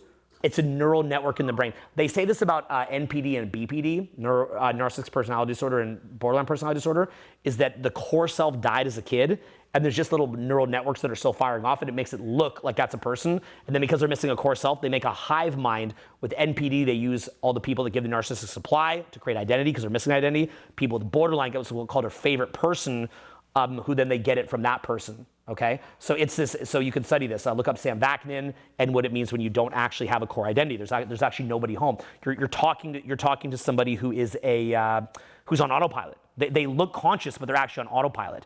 And so when you see this, you have to understand that we can understand this within a cluster B personality disorder, that somebody could be on autopilot, but we can't understand that you can actually have a death of the soul anyway. You can still lose that core self anyway. That core self can still be snuffed out anyway. So when the person is saying, baby, I would never cheat on you, or hey, the people that stole, I would never do that, the friendship is worth more, and and all that kind of stuff, all that will happen is that when it becomes expedient to do it, they will RAS flip, and if you were to ask them why they did it, their side of the story would be so real, you'd believe them. You'd be like, oh, they're totally right, that's totally fair, it all makes sense. They'd find a way to justify it, and then what would happen is they would believe it because a neural network is simply, if you did 98 good things, 2 bad things, they use amnesia, they wipe out all the good things, they remember only 2 bad things, and if they're resonating lower, we can remember that which we resonate with more. If you're in a good mood, you can remember positive experiences. If you're in a bad mood, you remember bad experiences. So they're now permanently in a bad mood, and as a result of that, they only remember the couple bad experiences, it's fully real to them, and justifies what they did. And this is what all people are doing all the time. It's constant. That's why when you make a deal with somebody, you have to write it down. Any deal that I make with people, I immediately write it down because I've learned from running a business, you have countless little running deals with people that whatever you don't write down, they rationalize. They will rationalize. They find some other lane in order to sort of justify what they think. They rationalize it and they will go and do that. Now, you're all hearing this and I know what you're all thinking. Those bad people, I have to protect myself. You're not acknowledging that unless this has been a major area of focus for you, that you yourself are on autopilot. You're on autopilot. Do you understand? Yeah. And then while you're on autopilot, they can program you. You are very, very easily programmable, okay? So for example, if you look at, say, the leftist meme, if you poke on the leftist meme, if you know the kind of things that I know where you kind of just know how to poke at someone's neural networks by talking to them, you can actually get people to reveal the programming. So for some people that have that meme in them, okay, the woke meme, the woke mind virus, as Elon Musk calls it, if you go say certain things, like I can pick a woke person and without even saying anything that's hateful, but just saying certain trigger words that I know will unleash the programming, you can get them to have the same satanic outburst as the kind of sick shit that I'm talking about here. So what'll happen is if you poke at it, you'll see them go,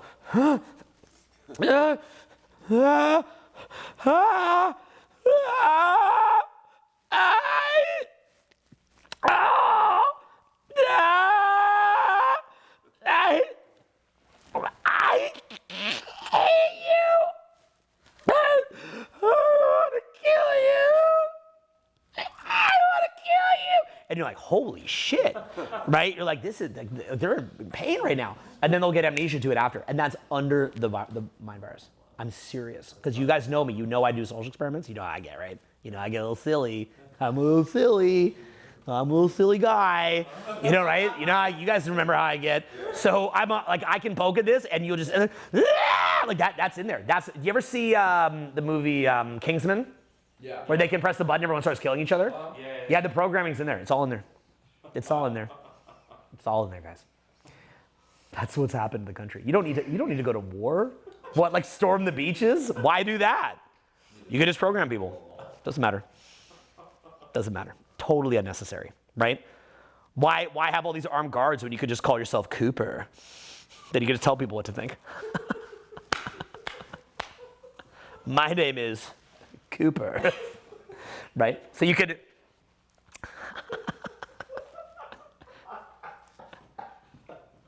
My name is why don't you just how much more generic can you? My name is John Smith, right? I'm John Smith, here to educate you on the state of the world and what to think, and the woke mind virus.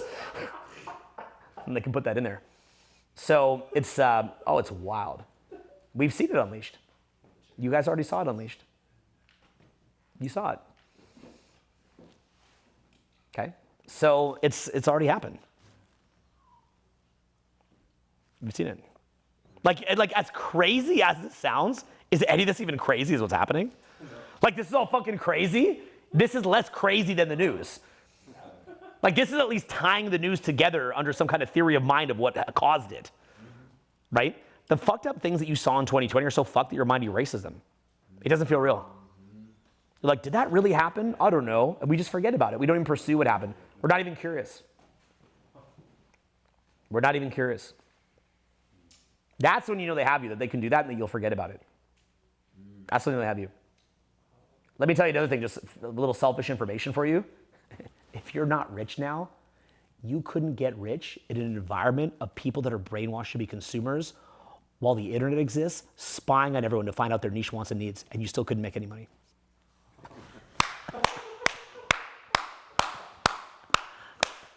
The population has been brainwashed to be consumers, and you couldn't figure out how to sell anything to a brainwashed consumer. This isn't like the 1800s where you have to build a brick and mortar factory. You have invasive and unethical AI spying on everybody to find out niche stuff while they're being brainwashed to be mindless consumer zombies, and you couldn't figure out. That's like a guy that couldn't get laid after feminism. You're empowered. You fucked him, and you still couldn't get laid.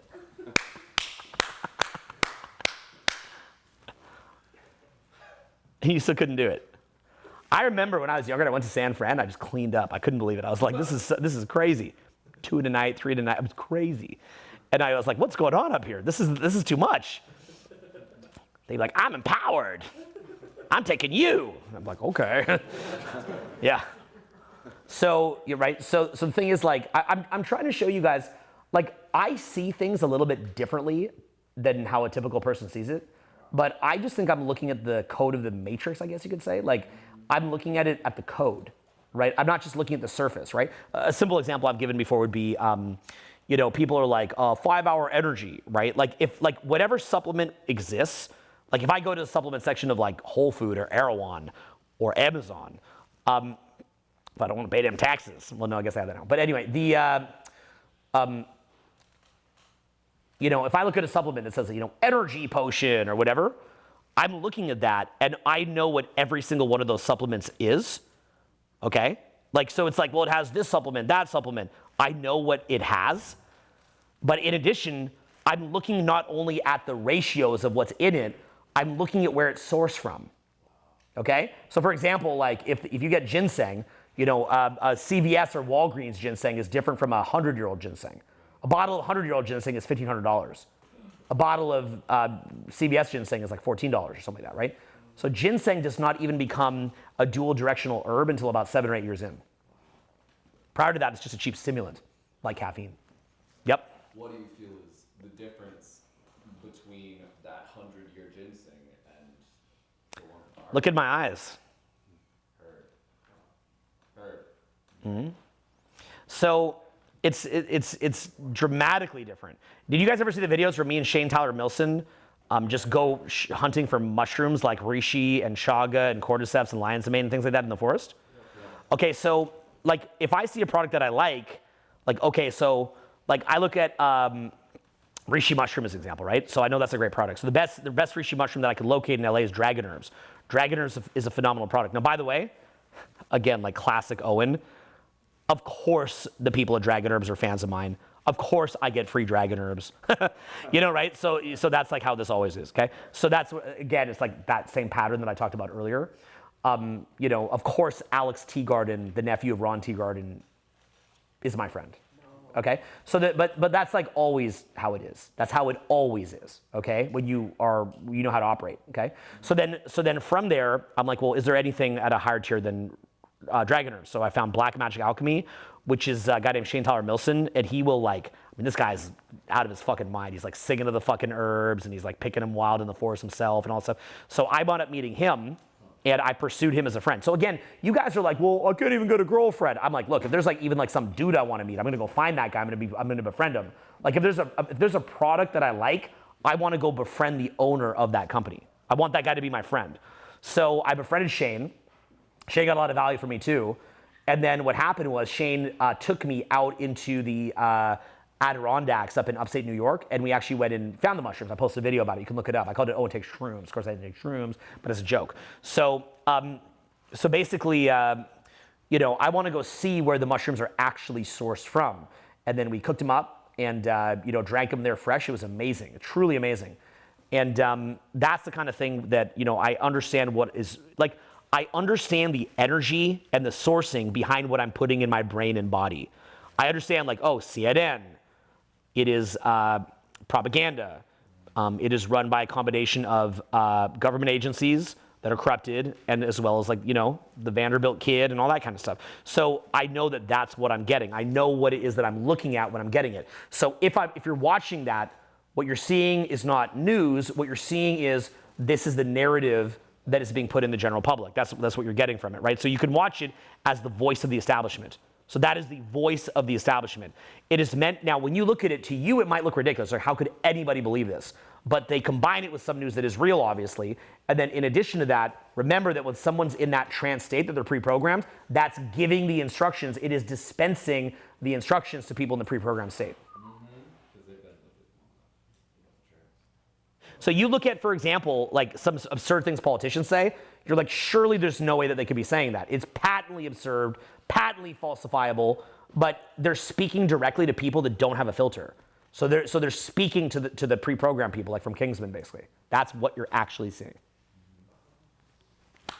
Okay, that's what's going on.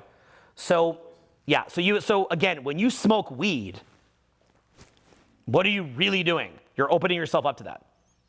Okay, when you're eating processed foods, you're opening yourself up to that. When you're looking at stupid ass media, you're opening yourself up to that. When you have a relationship with God, in my view, you're opening yourself up to that. Okay, so people don't understand, like, there's higher level consequences to a lot of this stuff than you realize. I've watched many, many people that I knew die before their body died. People who I knew, their bodies are still running around, their mouths are still moving, okay? Their mouths still move. They would appear that they're still there, but if you know what real consciousness looks like, they're not there. There's nobody home. As Sam Vaknin would say, it is the howling void of an empty apartment building. The wind blowing through it. That's what you're seeing, okay? So that same phenomenon that you see in NPD or BPD, where there's a missing self, that self has been snuffed out. Many people would say that it is the soul being eaten by the devil, being eaten as food. Now, you can see people that are in that pre-programming. Do you guys ever remember the Tyler Destroys a White Knight video? Yeah. That was the guy under the pre-programming. That's what that was. There's other ways that you can see the pre-programming as well. Okay? You can recognize when someone is just spitting back pre-programmed responses. By the way, the human mind, I've said this before, but it's just worth saying again here, I think. The human mind, if you don't have a relationship to God, or at least hella confidence, you're not able to screen for accuracy. You're screening for what will create less likelihood to get killed if you say it and believe it in a tribe.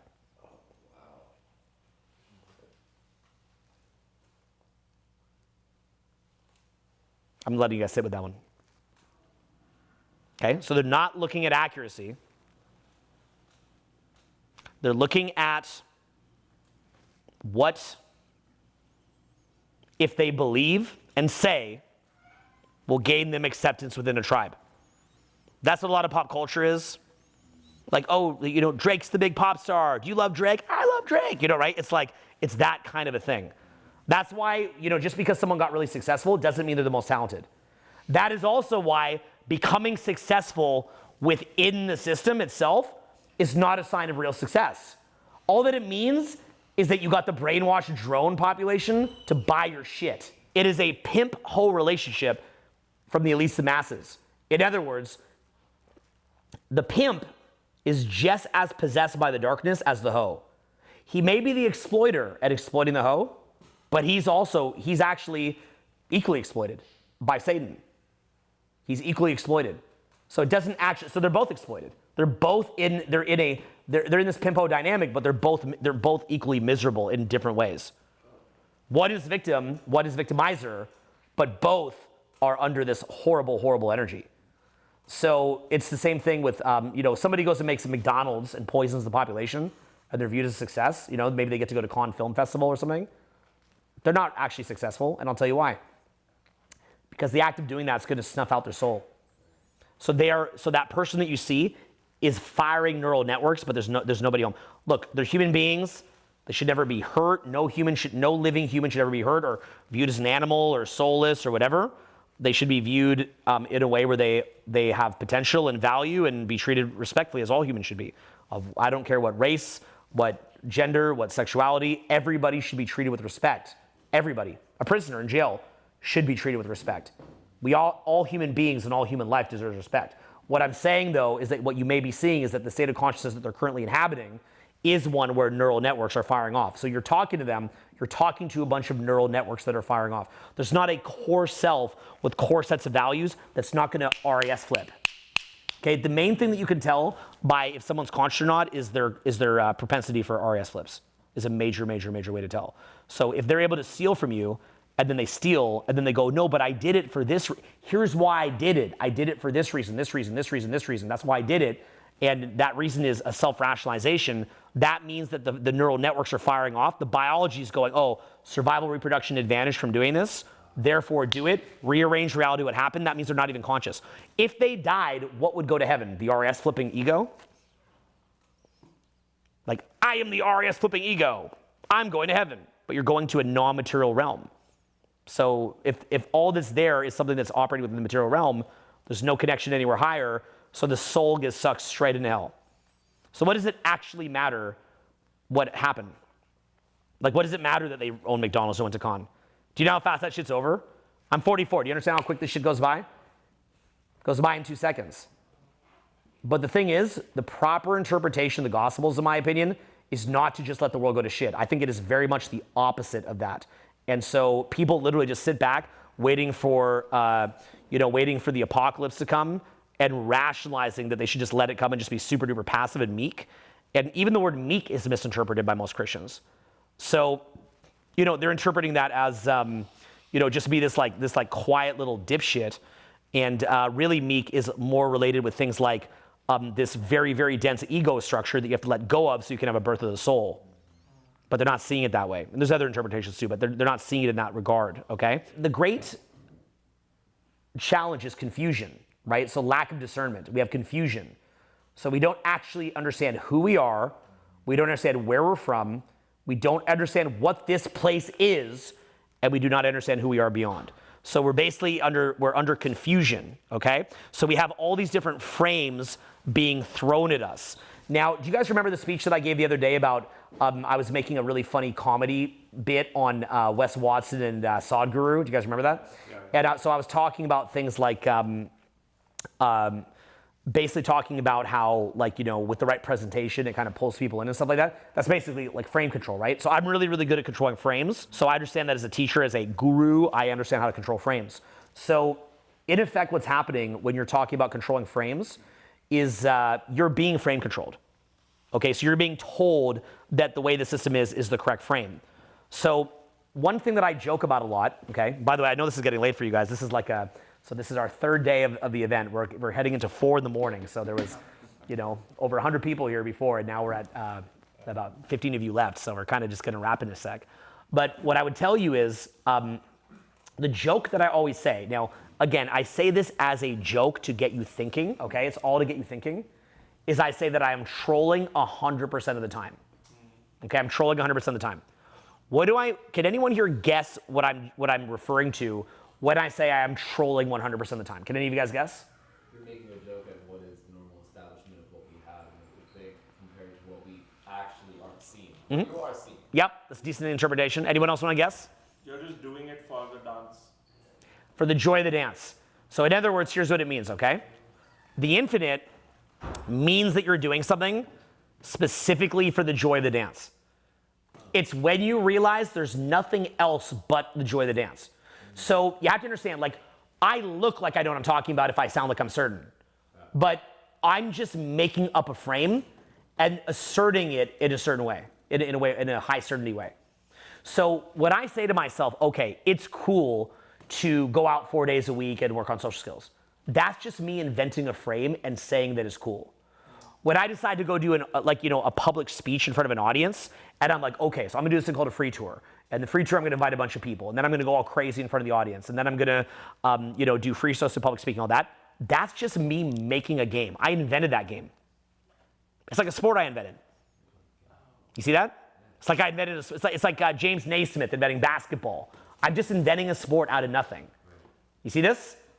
Video blogs, infield footage, all this. It's just me inventing something out of nothing. Something fun to do out of nothing. What's that? It's a way to entertain myself for the joy of the dance. And give to others. And to give to others. So, but what I'm saying is that it's a game that I'm inventing for the joy of the dance. So now when you learn it from me, you're looking for the official way from me. What's the official line, the official amount to go out, the official thing to say, the official voice projection, the official best herb, the official whatever, right? And then you look for that from society. It's like, well, what's the official way that you would, like work at a job, you'd work a 9 to 5, you'd get retired, right? So if you look at, say, like, the 1950s when people kind of did the same thing, there's a movie called Once Upon a Time in Hollywood. A lot of that was shot actually up in here, I think. And it was with Quentin Tarantino. It shows how, like, everyone's kind of just listening to the same radio station. Like, there's a lot of uniformity. Now we have all this niche stuff with the internet. Pros and cons of that, of course. I like the niche better, but it does create a lot of division. So the thing is lack of unity, too. But I don't think that means that we should have some establishment picking what we have to have unity. That's crazy. I remember Barack Obama once, he's like, the problem here is like we're having two different conversations. We got to get back to the same conversation, right? And like part of that, you're like, because I think we're all so sick of arguing, like part of you wants to be like, yeah, that'd be great. But it's like, the point he's trying to make is like, people are arguing from two different RASs, like two different sets of RASs, reticular activation system. They're arguing from two different points of selective focus. So it's like they're just yelling at each other, but they're in a completely different conversation. So that is the accuracy and the wisdom of what Obama was saying. But the problem is, it's like, well, who gets to decide the fucking conversation, bro? You and your sensors? That's really what he's saying. That's actually what he's saying, if you want to know, by the way. So it sounds good on the surface. You're like, yeah, I'm so sick of all these conversations, right? And he's like, well, I'll tell you, here's the conversation we're going to have. And then I'm Obama. Just let daddy pick the conversation, right? Thank you, daddy.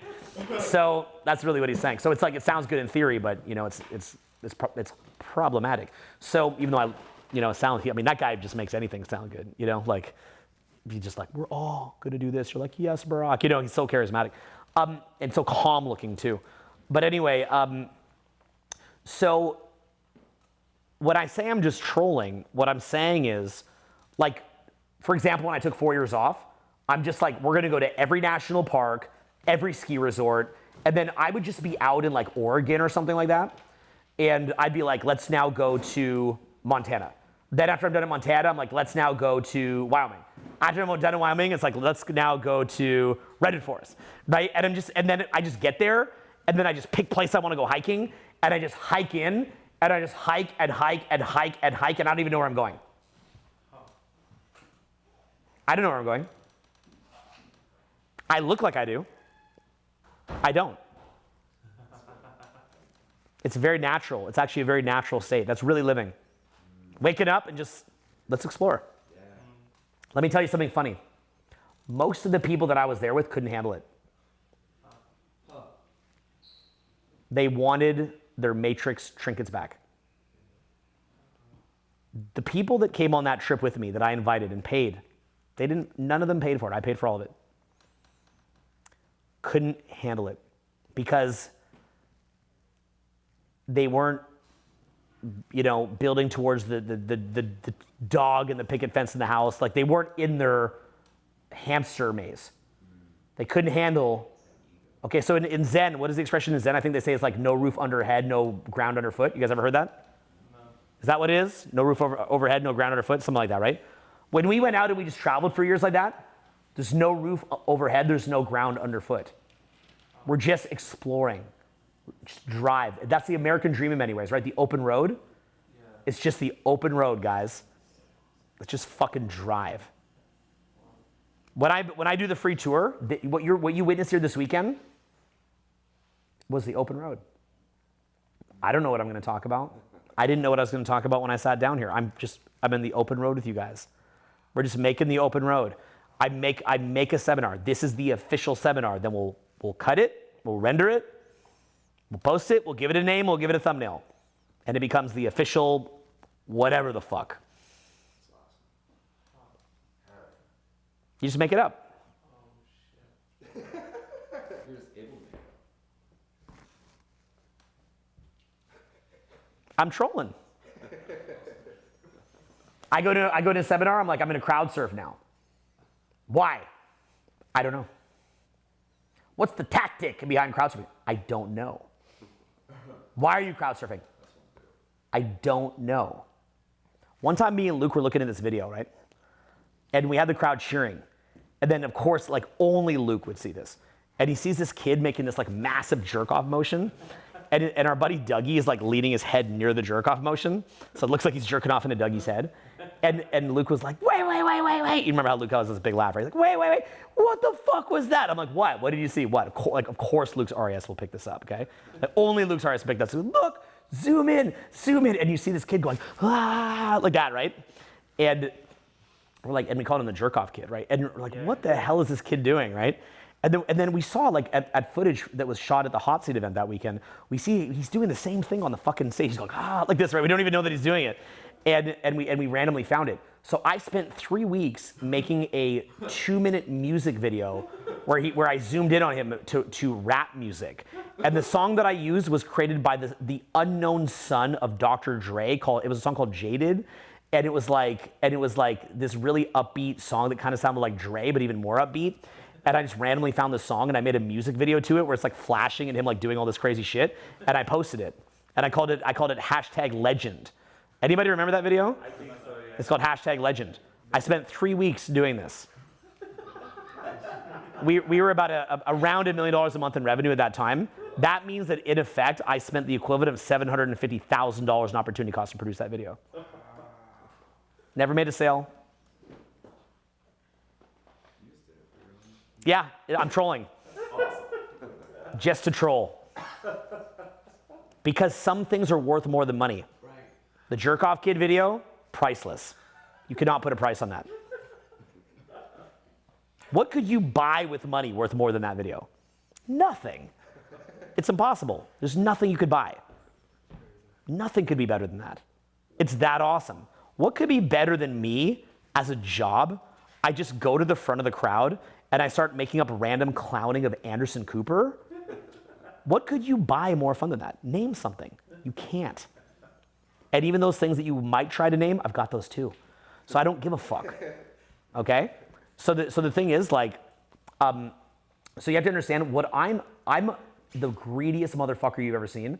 But here's the thing, I'm so greedy that I can't reach satiety via money.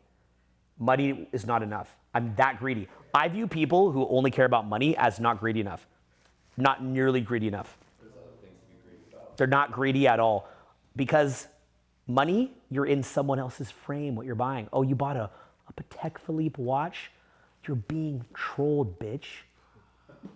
They're trolling you. You're being trolled. Even you got it. You saw it, right? You saw it. You saw it. You saw it. They're being trolled. Because it's all made up. It's all made up. It's all retarded. It's full retard. You're being trolled.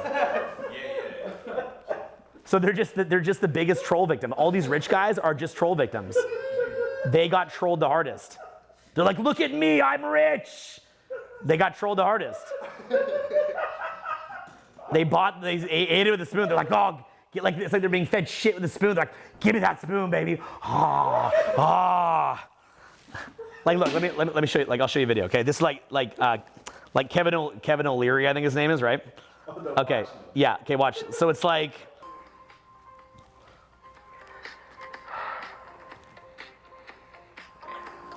It's incredible.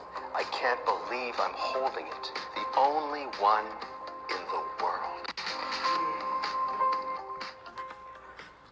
He cries because he got some watch that probably cost him like $1,000 to produce. But it's worth millions because it's rare. It's only worth anything within the deceit of the matrix in which it exists. It's only worth something within a system of lies. Only in the greatest web of lies ever created is it worth anything. Now it has pragmatic value that you could sell it within that web of lies and get a bunch of slaves. But the point is that it's not like you could trade it for labor, but it's not actually real. You're losing your soul from that. Yeah, well, I mean, look, it's nice to have things that are rare that can be a personal brand that kind of point out to other people that you got your shit together. Like I said, you can use that to go to a restaurant and close some sales. So there is value in it because, again, be in the world but not of the world. Right. You see that? So you're still in the world. But see, when he cries like that, is he in the world or of the world? Of the world. Notice all the tricks and tactics that I started the seminar with. I'm still in the world, guys. Yeah. But I'm not of the world. I'm in the world, not of the world. Neither should any of you be. This is not unique to me. It's like basics, the basics. So, so the thing is, you're literally being trolled. So like in the same way that you could make a watch company and just get everyone to suck your dick and buy it, you could just make an invention of like a free tour. You could make a thing where it's called like, going out and working on socials. You could make, a thing where you just go in nature and you just make up your own hikes. Shoot nature videos. Like I would shoot videos in nature just for the sake of the fun of doing it. That's it. Like I'm like, okay, I'm gonna go in nature. I'm gonna come up with a concept and I'm gonna shoot it and curate it, and then I'm gonna put it out. Just like me doing the speech here, but I do it in nature with nature shots. I'm just inventing that. I'm just like, that's the game I'm gonna play. I'm just trolling. I'm trolling you. Fighting fire with fire. Yeah, I'm just trolling. I'm counter-trolling the trolling. Everything is trolling. It's all trolling. Everything you do on the way home is trolling. It's all trolling. Even while at home? What's that? Even while at home? Bro, you're living in this like concrete box hamster cage that you're paying money for. It sucks. You're being super trolled. It's all trolling. It's all trolling. Okay? In Enlightenment, they say, what is the universe put on top of? Turtles. Yeah. Say, turtles all And down. what kind of turtles? Like, well, what's under the turtle? Another turtle. What's under that turtle? Another turtle. What's under that turtle? Turtles all the way down. That's what the universe is. It's like laying on top of. All the universe is trolling upon trolling upon trolling upon trolling upon trolling. Look, like even like, some war, the populations are being trolled to go shoot each other. And below that is a balding ginger. And below it is a balding ginger, yeah. No, below it is Anderson Cooper. So, below it is Satan. So it's like, you gotta rise above it. So, see, right? So the thing is like, you're being trolled, right? All those people are dying for a flag. They're dying for a, because some dude, talk about the ultimate troll. Some dude, the mustache goes up, and they're like, ah! And then they take a bunch of meth and they go in tanks and they go blitzkrieg. That's actually what happened, by the way. Yep. They did meth, and do you guys know what the blitzkrieg actually is? You've heard the word blitzkrieg, right? Yep. What it was rapid tank warfare, where they put all these fuckers on meth, and then they bum rushed. It was into Europe, and that was where the movie Dunkirk came from, directed by Christopher Nolan. So the British troops came in to try to stop it, but it was all these like satanically possessed meth head blitzkrieg guys not doing normal warfare where they did strategically, but they just went in this full blitzkrieg on meth, and then they were pushed back to Dunkirk, and we were going to lose like so many soldiers, and then actually the regular people took their boats in and got out most of them, and that's why Dunkirk was such a success. That's where the movie comes from. Okay, so that's my general summary of history. I probably have a touch of it wrong. You can watch World War II Greatest Events in Color and World War II Road to Victory, and you can see this all play out, and then you can watch the Dunkirk movie, and you can sort of see both. There's also a great Midway movie, so you can watch Midway on those documentaries, and then the Midway movie is amazing. My actual idol is this guy called Dick Best. Okay, that's my real idol. You guys know who Dick Best is? Dick Best is the guy who went to war against Japan in World War II. Well, they all went to war, but he was at war in World War II, and they would have to fly these really rinky-dink airplanes out. Just going in one of those airplanes, you got to have balls of steel just to even fly it at all. And he flew in this thing, and actually he even didn't have his oxygen wasn't even working, but he just wanted to keep going. And then he went and he found the Japanese ships, and he turned the tide of the war. He goes in like this, turns down the plane, dives in as machine guns are shooting at him, flies through it, was able to drop one bomb, basically contributed to blowing up one of the Japanese ships, and they had the biggest navy in the world, and then flew up, and then he was the only one that ever got 2 in a day. So you'd think after you got that, you'd go home, okay, I missed all that machine gun fire. Yeah, he flew, he did a loop, came back, got another one. And that guy's name is Dick Best. And with a name like Dick Best, like Best Dick Best, how could you not be the greatest man on earth? Right? He was born for greatness. Okay? Imagine your name was Dick Best. Born for greatness. Born for greatness. How could you not be that guy if your name is Dick Best? Like the best dick, right? Like how could you of course you're gonna win the war, right? All you have to do is be named Dick Best. You instantly won World War II, okay? So you can watch the movie Midway that shows what he did, and then you can watch documentaries about it, and then you can actually go to the Midway Museum. So you can see all this stuff. It's really cool. Go study it. I do all this stuff. I bring my kids, I get them to watch it. It's awesome. So it's super inspiring, shows a different bygone era of like ideas. But the point being is like, I mean, look guys, Japan, do you guys understand why the US had to go to war against Japan? Now we think of Japan as our allies because they are our allies. I love Japanese people. I love German people. But you know, we're in a different era now. But at the time, Japan was doing some, I mean, you could definitely make an argument as bad as what Germany was doing, but we tend to forget about that, right? Obviously they were bombed. But what happened was they were going in, they were killing a lot of people. And what happened was they had an emperor, and the emperor is just some chode. But they believed the emperor was a god on earth. And so what happened was they would go and do kamikaze pilot stuff, believing that their emperor was, their salvation was via pleasing the emperor. And so they were trolled. They were trolled into kamikaze piloting themselves against people that were actually trying to prevent the end of the world. Godzilla Type Zero is also really good. Yeah, Godzilla -1. Yeah, and talks about that. And the thing is, so I made a comment about this the other day, or maybe like a year ago, and they trolled me on it. Funny enough, they were like, oh, can you believe this guy said this? I believe that the people that got trolled into being on the wrong side of history were also victims of the trolling. I mean, at least if you fought against Hitler and died, you know that you died to try to fight Hitler. Imagine the person that was tricked and trolled into fighting to be the bad guys. That makes you think here, right? Like in many cases. Yes! Okay, yes. Yeah. Makes you wonder if we are the bad guys, right? And people don't ever want to face that, right? So again, we're being trolled, okay? This is deep social conditioning work that we're doing here, okay? So it's making you recognize the trolling. So what you'll realize is that, there's definitely practical reasons why money exists. You know, systems have been put in place to create efficiency, you know, to create cool inventions. There's upsides to it. So again, we can be in the world, not of the world, but do recognize that, you know, the way that the world is laid out, the reason that we go into nature, okay, this will like, you guys might be ready to hear this. I've said this before, but you might be like ready to really hear this, okay?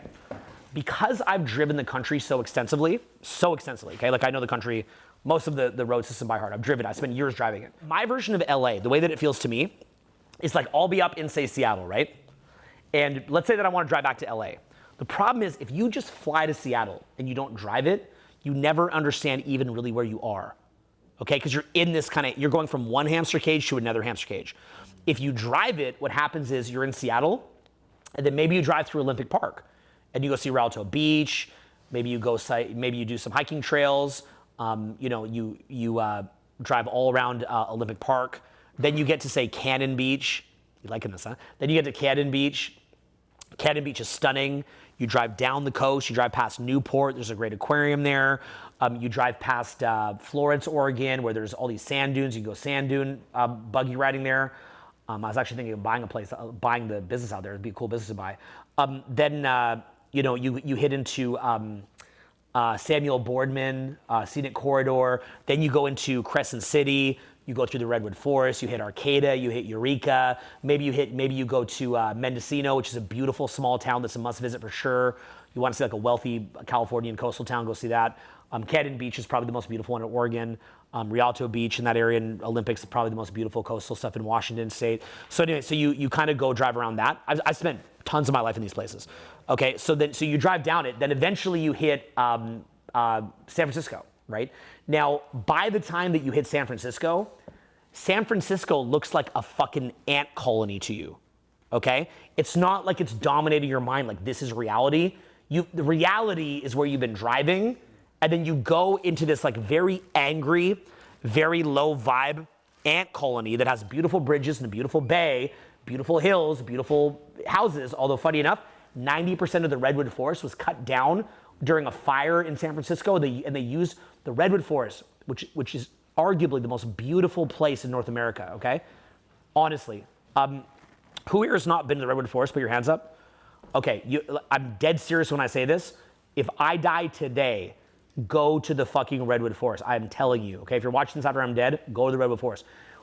You will see the most beautiful things you've ever seen in your fucking life. It is pure magic. It is unbelievable. You must see it to believe it, okay? You have to.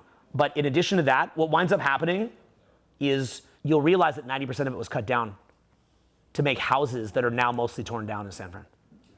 It's like Hawaii. And they can't regrow them. The Ladybird Johnson Grove is a grove with some of the tallest trees in the Redwood Forest, which is a culmination of like 4 different parks. Jedediah Smith, Redwood National Park, Prairie Creek, and some other one. And basically, you're going to see the man-made planted trees right beside the natural ones. The man-made ones look like the most boring, undescript trees. They just can't grow back like that anymore. The earth can't do it anymore for whatever reason. And then you go in the Ladybird Johnson one, and you're so angry that we chopped all this stuff down. It's fucking insanity that we chopped all this down. It's disgusting. It's purely disgusting. So anyway, so when you drive down to San Fran, it just looks like a bunch of morons in a campground. That's not reality anymore. I don't see San Fran as, I know it's real, of course. I'm not saying anything crazy, it's not real, it's very real, but that's not my reality, okay? Then if I drive down to LA, maybe via Big Sur, I drive past Monterey, beautiful top aquarium there, take the kids there, Carmel by the sea. Clint Eastwood, he was the mayor of that city, I think, if I remember correctly, okay? So anyway, so basically you drive down Big Sur, also completely fucking stunning. And then eventually you get to Santa Barbara, and then you go down to LA, right? So you're basically driving down all this. I spent years just driving around all these places and hanging out in them, hiking in them, hiking all around Redwoods with my kids. Just grab the kids, go hike around Redwood, like all this kind of stuff, right? Like just having adventures. What hiking trail do you want to take? My kids going around hiking in this shit. Imagine you're a kid, you're doing that. It's just awesome. So just awesome. Of course, my kids are so happy. So that place has an energy to it. That energy infuses, in my view, into your soul. I believe it. I am the Redwood Forest. If you've been to the Redwood Forest, you are the Redwood Forest. That energy goes with you. It really does. I believe that. I believe that when I saw Kobe Bryant, that Kobe Bryant's energy was so transcendent, it infused in the people who watched it, who had the eyes to see. Kobe's never died. Kobe's not dead at all. He's in the room. Kobe never died. Okay? Don't be afraid for fucking Kobe. You don't got to worry about that, brother. Worry for yourself, not Kobe. Okay? Kobe accomplished his mission. Have you? So the thing is that, so you carry that with you. You carry that with you in your soul. And the thing is like, it changes you. It really does. But you have to have the eyes to see. You have to have the ears to listen. You have to have the ability to take that in. Otherwise, it's worthless, right? That's why people that are like in the city and they're just looking at TikTok and all this stuff, they don't even know what they're missing. It's completely insane. It's madness, right? Go to the Redwood Forest. Take 2 weeks out there if you could, and just look online about the coolest places to go. Go there, and when you go hiking there, like, try to make it through the hike or whatever. Maybe there's like there's a waterfall to get to, and then you hike back. Okay, fine. It's like a goal. Try to even get out of that thinking to whatever extent that you can, because you're still in this like goal-oriented thing to deny the infinity reality, which is that there is no goal, only the play. All there is the play. That's why dance is play, right? Sex is play. So the thing is that go hiking in it, but don't just be like, oh, I've got to get to the end, and then you just act how you act in the city, ignoring reality, and then you're like, check. There is no check. It's all trolling. You're being trolled. You're now being trolled to do the hiking trail. I hiked this, guys. Look, no one cares. Look, I hiked all around Redwood. Like, you really care? You got to go yourself to care. So you go there and just allow yourself to just explore it. Like, be with the, like, I don't mean to sound as weird, even weirder than regular, but like, be with the tree. I mean, look, you can either like be sitting in the city getting propagandized by Anderson Cooper, right? Or you can be out there in reality. And this is the thing, is that the light is too bright for people to look at. It's too bright for people to look at or to process or to comprehend. So what winds up happening is like, it's so beautiful that you block it out. You'll find that when you go to these places, you'll block it out. You can't handle the beauty of it because it's so beautiful that it puts you in touch with the infinity nature of reality and your fundamental, in some ways, non-existence. You're more real than you can imagine and more not real than you can ever imagine. Do you follow what I'm saying there? Yeah. You're more real than you can imagine and more non-real than you can imagine. And by the way, I believe that people with NPD, in theory, could do the process that I'm talking about here and could have that light switch on. I believe that. I actually don't, because I believe that missing core self that comes with NPD actually is in the general population as well. It's my honest opinion. So I don't see there as being that much of a gap as what they think there is, if the right processes are taking place. That's just my opinion. What do I know? That's what I think. So in fact, I think somebody would be more real, even if missing a core self, because you're going beyond the self. So what does it matter? So the thing is in fact, if anything, it'd be more motivation to do so. So what you're seeing is something that reminds you of the infinite nature. And so it takes time to have the ability to even process that as nourishment or food, okay? So when I did that trip, the people that I was with, like, they were really living for the first time ever. Ever. And for them, it would be potentially, most likely for being real, not to be a pessimist, the last time they would ever truly live in some ways. But they didn't know that, okay? Now, there was a whole movie created by Terrence Malick about this called, I think it's called The New World. The New Earth or New World, I think The New World. And it has Colin Farrell, and it's the story of Pocahontas, which was the Disney cartoon, right? But there's the Terrence Malick movie. Now, Terrence Malick is probably, along with Chris Nolan, the great filmmaker of our generation in many ways, okay? So basically, Terrence Malick, he did Thin Red Line, things like that. So Terrence Malick makes this movie where Colin Farrell comes to the New World, and he's meeting Pocahontas. And the culture of the Native Americans, which, by the way, we don't want to over-glorify because obviously they had wars, and they scalped each other, and they did hurt each other. But I spent a lot of time in Navajo Nation. Do you guys know that we have another country in our country? Yeah, it's called Navajo Nation. There's another country in our country. So you can go to Navajo Nation. That's real. You can spend time there. Okay? So it's in different pockets of the country. So I spent a decent amount of time in Navajo Nation. I have a lot of respect for the culture. I spent time up in Alaska with the native cultures up there as well. So I'm sounding like the fucking Dos Equis guy now. This is what I do in my spare time, guys. So anyway, so basically, I spend a lot of time talking to them and spending time around them and being in their culture. So what happens is, this is what, you know the cool thing? This is what you can do when you make a little bit of money, guys. Okay? Because it's not cheap, right? You could do it on cheap, though. You could do it van lifestyle. There's ways of actually doing it cheap. But the point is, like, if you do it with your family, it's, so it could be a goal, stretch goal, right? So maybe it could inspire you.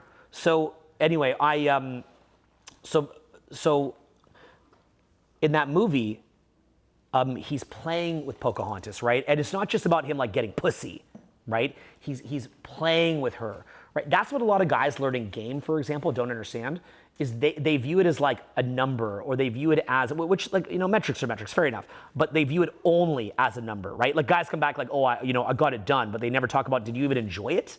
Who was this person? Who did you connect with? Whose energy did you connect with? We don't talk about that. Just yammer, right? Yeah, metrics are metrics. There's points there too. But I'm just making, we don't have to be extreme about it. But I'm just saying we ignore the whole picture. It's just one piece. And so what happens is, like, a lot of guys, they're just trying to get laid with girls. But like, if you actually, like, in the same way that you get a palate to enjoy nature, I think as a man, you have to have a palate to enjoy women. And I also believe that women have to have a palate to enjoy men.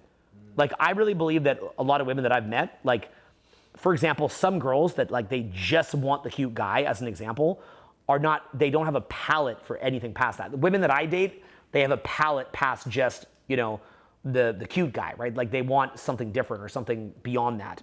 So there's an energy that men can bring to a woman that is far more sophisticated and expansive than just, the fucking, whatever, right? The surface level stuff.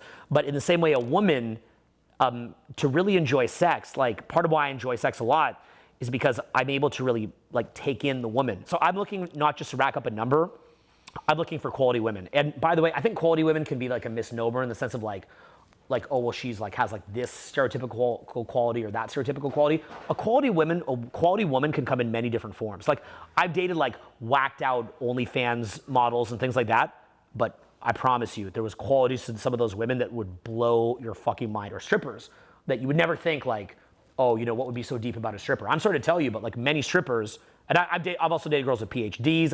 My current girlfriend is a self-made multi-millionaire who's dated billionaires before me, who's very well known, and things like that. So like, I've dated many and gorgeous. So I've dated many different types of women. My current girlfriend is probably smarter than I am. Has been around billionaires, could probably tell you a little bit about the Anderson Cooper topic from firsthand experience. Like, she's in those circles. So, I hear stuff from her too. So the thing is that, I date intelligent women, and they have their charm. There's a beauty in an intelligent woman, but there's also beauty in a woman who maybe knows her sexuality inside and out and knows how to connect with her sexuality, right? Like, and who that's their occupation to do that. I've learned a lot about sexuality from me going out a lot. So, you know, still a little bit of a goofy, funny ginger, but you know, I got my little way of, you know, got my little ways, right? So that's also something where I can create like a really big perception without doing that much. It's kind of like a keto sex, you know, right? I can create an impression, identity. I talked about that the other day. So the point being is that like the ability to even really appreciate a woman takes time to cultivate the palate for that, okay? The ability to even appreciate this view right here takes time to cultivate the palate for that. To be able to appreciate a teacher like Eckhart Tolle takes time to cultivate the palate for that. Well, in the same way, the ability to appreciate nature takes time to cultivate the palate for that. So if you're very asleep, maybe all that you can appreciate is hard drugs. If you're very asleep, maybe all that you can appreciate is cigarettes or conflict or negativity or fighting. Maybe all that you can appreciate is what the system tells you to appreciate. You don't even have a palate. You've never cultivated a palate. That's not, you're not able to appreciate that. So what winds up happening is you're missing the great depths of life. The real beauty of life at the greatest, highest heights, past just being transactional and being in survival and the lower end of the Maslow's hierarchy of needs, is real friendship, giving, creativity and art, pets even. I'm not a pets guy myself, but for some people, pets, music, and nature, and God. Now, what do I mean by that? A human being having a pet is actually, like, again, I'm not really, I probably got messed up because I had dogs when I was a kid and then they died and I was sad when I got older and I'm kind of done with that. But the point is, so like, but while I'm not like a pet guy myself, the ability for a human being to love an animal, I think is very, very beautiful, even though, again, I'm not like the best pets guy. But like that beauty of a human being who like thinks their dog is like their best friend and that kind of thing, I think that's actually a very, very beautiful thing. But likewise, real art, like creating art, not because you have to, but because you're letting the energy of creation flow through you. That is a higher level. But likewise, not just the creation of art, but appreciation for art. Appreciation for things that were really well crafted. Like I like restaurants that are unique, that are not just a chain restaurant, although there could be some good chain restaurants. Like Sugarfish here in LA is a good chain restaurant. But you have restaurants where, like some like, I think it's spelled Pace, P-A-C-E, but Pache, which is down the hill from here, that is a very unique restaurant. They have these like brown, it's like a fine dining, but they have, but it's not that expensive even, but it's fine dining. And they have brown paper, like garbage, like grocery bag brown covered tablecloths, and they give you crayons, and then people do their best drawings, and whoever does the best drawings, they paste it on the wall at this super fine restaurant. So you could do a funny ass drawing, and you could maybe get your thing pasted on the wall, and the lighting is done with a lot of intention. That's the real beauty of art, is something done with intention. So everything that I do, like even me putting this globe right here, I don't know if that's showing up in the video, probably not, but you've seen it in other videos, well, I'll just show you then. This globe right here, this spins off of its own gravity. This is maybe like a $500 globe. That's just like, I put that in my videos a lot, right? You guys ever seen that in my video? Yep. It spins when you put in the light. Well, the thing is, it just goes off of this, whoa, it just goes off of this. And so basically you put it on this, there's no motor in it, and just by the light, I gotta be careful I don't break this thing. That'll be part of the punchline if it does leave in the video. But basically, if you put it on that, it will spin of its own accord, right? Well, when I saw that, I just like, that's the kind of, like, I like stuff like that because there's intentionality behind it. Like, it's created with intention.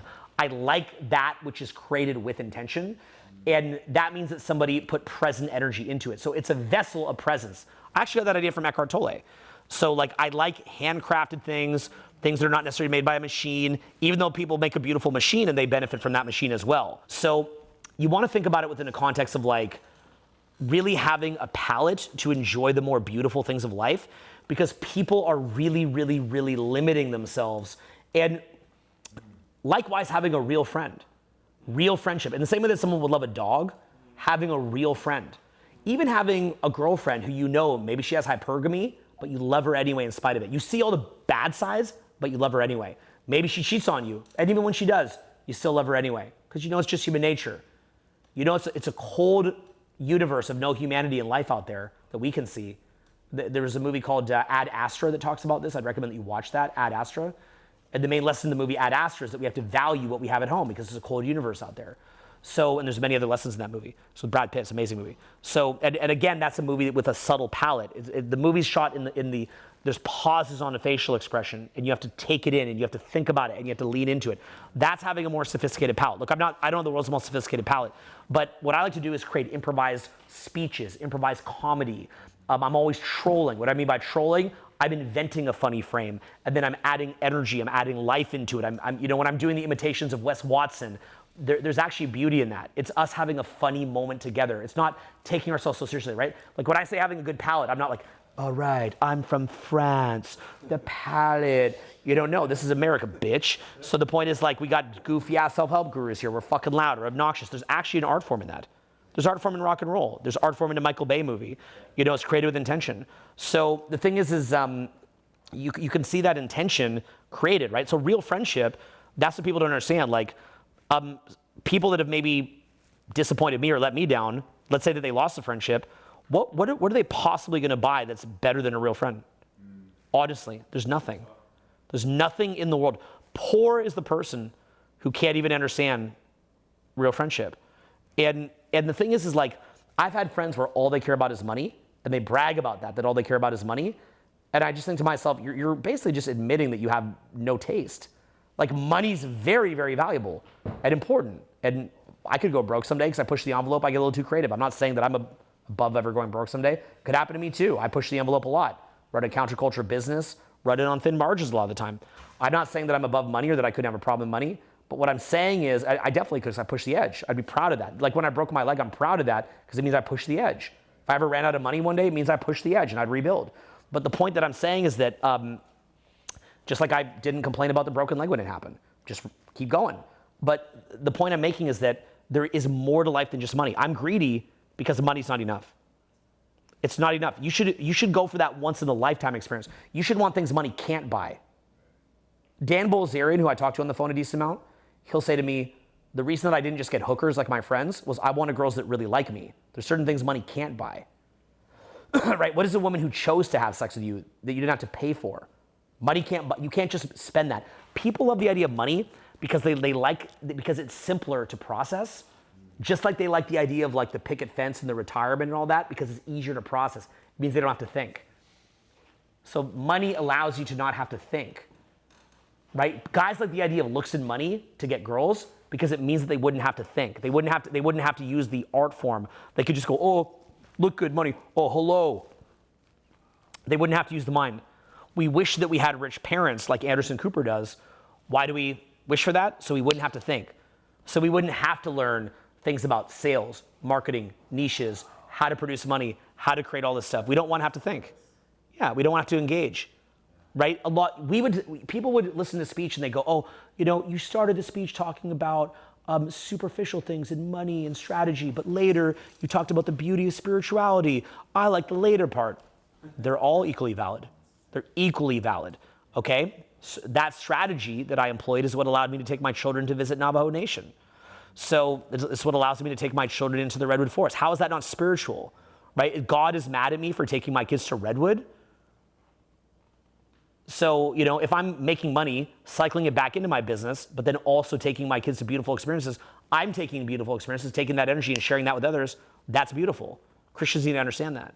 It's not about losing, perpetually losing. So, you got to learn how to win again. So it's there's a beauty in that, right? So what I was kind of trying to show you guys in this speech, I save speeches like this usually for the end of events, like. I didn't, we've been together for 3 days now, 3-day free event that you guys came to. And the thing is, the first day I had the "You Are a Retard" speech. Yesterday I had my Wes Watson, Sadhguru, gay threesome speech. And then today I had this, the Anderson Cooper speech. And, so what I'm trying to show you guys is a little bit about, fundamentally, it's about, here's the best way I put it to you. The more good things that you do, where it's not just about receiving for the self alone, but when you go to God, in my personal opinion, what happens is you get more light and you gain the capacity for discernment. So do you see how a lot of what I taught you here was discernment? Okay? It doesn't mean that everything I said was correct. In fact, the truth is the Anderson Cooper thing, who knows all the details of that? It's just a little weird that the Vanderbilt thing never comes up. maybe he is just some broke kid because the particular Vanderbilt didn't have money, as he'd probably claim. Who knows, right? I'm kind of just talking a little bit of shit. Pretty interesting, though. I do your own research. So what I would say is, and not just Google, okay? I go meet people in person to learn things. So what I would say is, I do both. So what I would say is, oh yeah, like when I'm curious about it, like I go read The Long Walk to Freedom, I'm like, I'm going to South Africa, I'm meeting the players from this, I'm meeting FW de Klerk, the president, I'm meeting Ahmed Kathrada, the guy that was in jail with Nelson Mandela, almost met Nelson but decided not to. If I read a book and I'm inspired, I want to go meet the people. If I read a book or if I see a place on TV, I go there. I see some cool business, I meet the owner of it. Like, engage. It's a cool world. Engage. When I watch television, I've been to all the places that I'm seeing in the TV, so I'm not in a trance. When I'm seeing things in the media, I know what these places look like. Okay? So you're out of the trance. Okay? This is the beauty of, this is the luxury, this is real luxury. Consciousness, real luxury. So, okay, not just, you went on a boat and stayed unconscious. Real luxury. Real priceless luxury. So, what I would say is, by the way, my ability to meet other world-class teachers as a peer, money can't buy that. Imagine being able to go meet other luminaries who respect your work for real and are honored to meet you. That's priceless luxury. But people never think about this shit, right? They're just like, I just want the car, right? It's like, that's not gonna solve your problems, okay? Somebody that I meet on the street in tears that says you changed my life, that's priceless luxury. There's more to life. Again, be more greedy. Be greedy for priceless experiences. Be greedy for God. God wants that, I think. Be greedy for God. Be greedy for light. You'll see the real beauty of life. You'll see things that will blow your mind. So that's how you get discernment. You can't, unfortunately, a lot of what you saw when we were doing, for example, the public speaking exercises, we're giving high paradigm feedback to the guys that came up. And to be fair, we often do a 1 hour fix on the people, right? But in this case, we just did it quick. I don't normally do a competition. I normally do the full fix. But when I just did a quick competition, I was like, wait a minute, a lot of people aren't getting this, even with the instruction. I realized they don't have the eyes to see. They don't have the eyes to see the feedback yet. Because if they took that feedback, their life would get too much better. It would break so many addictions. It would break their paradigm. It would break the level of energy, spiritual energy that they're at. They're not able to see it. So what happens is when you see that, you realize, when you go to God, you get more light. And this is just my opinions I'm sharing here, okay? These are opinions. I think what happens is that you're able to get the feedback all of a sudden. You're able to see the high paradigm concept. You're able to see that now. So then what winds up happening is that you're able to see that and you can benefit from that, and then your reality expands. And then as your reality expands, your palate also improves. So the average person that I would bring to Redwood Forest wouldn't even be able to enjoy it at all because they are closed off to it. They keep looking at their phone. They would look at their phone. They would complain. They would shit talk. And basically they'd be unconscious while little neural network, remember we talked about earlier, little neural networks firing off? There'd be little neural networks just firing off, okay? And so and it would block them from seeing it. They get nothing out of it and they'd want to go home. They'd go, this sucks, I want to go home. So that's also why you have to bring your kids in nature so they get a palate for it. And so they realize that they can go see the world, not just watch it on YouTube. And anyway, so as you expand, what happens is you're gaining light from other things, including just from the process itself. So in the Bhagavad Gita, they talk about we don't have the right to the fruit of the action, just the action itself. So you start gaining light just from sitting here talking, maybe just from working, maybe from, they say after enlightenment, the laundry, after enlightenment, chop wood, after enlightenment, wash the dishes, right? So you're washing the dishes, but it has a different qualitative and subjective experience than you had prior. One of them is draining you, annoying you, you're wanting to be unconscious to it. Another one is you could just enjoy washing a dish and putting it away. That's why in a lot of Zen schools, they would have you just wash a dish and put it away, and you'd say present with it. You'd say present as you walk around. I just think there's sort of an American culture version of that. That doesn't mean being in an ashram watching some guru's diapers, but actually, doing some badass shit. So, in America too, it's quite beautiful because we actually have a national park system. So there's literally so many national parks that you could visit 4 a year until you die. And you could literally spend a lot of time in each, or you could just go knock them all out in 4 or 5 years like I did and just do the great drive. And literally, like, you can just go see the world. And they literally take the gems of the country, and they just make an entire park around it, and they put it there. And you're paying for this like a gym membership that you're not using. You're paying for this like a gym membership that you're not using. You're the guy that bought the expensive Equinox gym membership to the tune of half your income, and you haven't even used the damn membership. It's actually a pretty amazing membership. Lucky for you individually, maybe not collectively, but individually, most people won't use it. So just like when they sell all these gym memberships, but if everyone that bought it went, you'd never be able to get on the bench press. If everybody paying taxes went to Yellowstone, you wouldn't be able to actually enjoy it, but luckily, most won't. Most people that move to Santa Monica won't even walk on the beach, let alone go to a national park.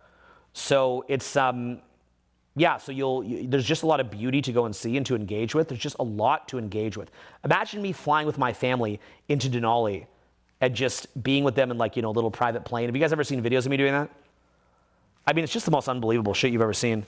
You know, it's like, you guys might recognize it. Like, I sometimes show videos like this, just as like simple examples to try to like share it with you. But, you know, for example, just looking at, like, there's Kevin O'Leary crying over his watch. You know, he might even just be playing a character there, to be fair. But yeah, here's me like going into like Denali with my kids.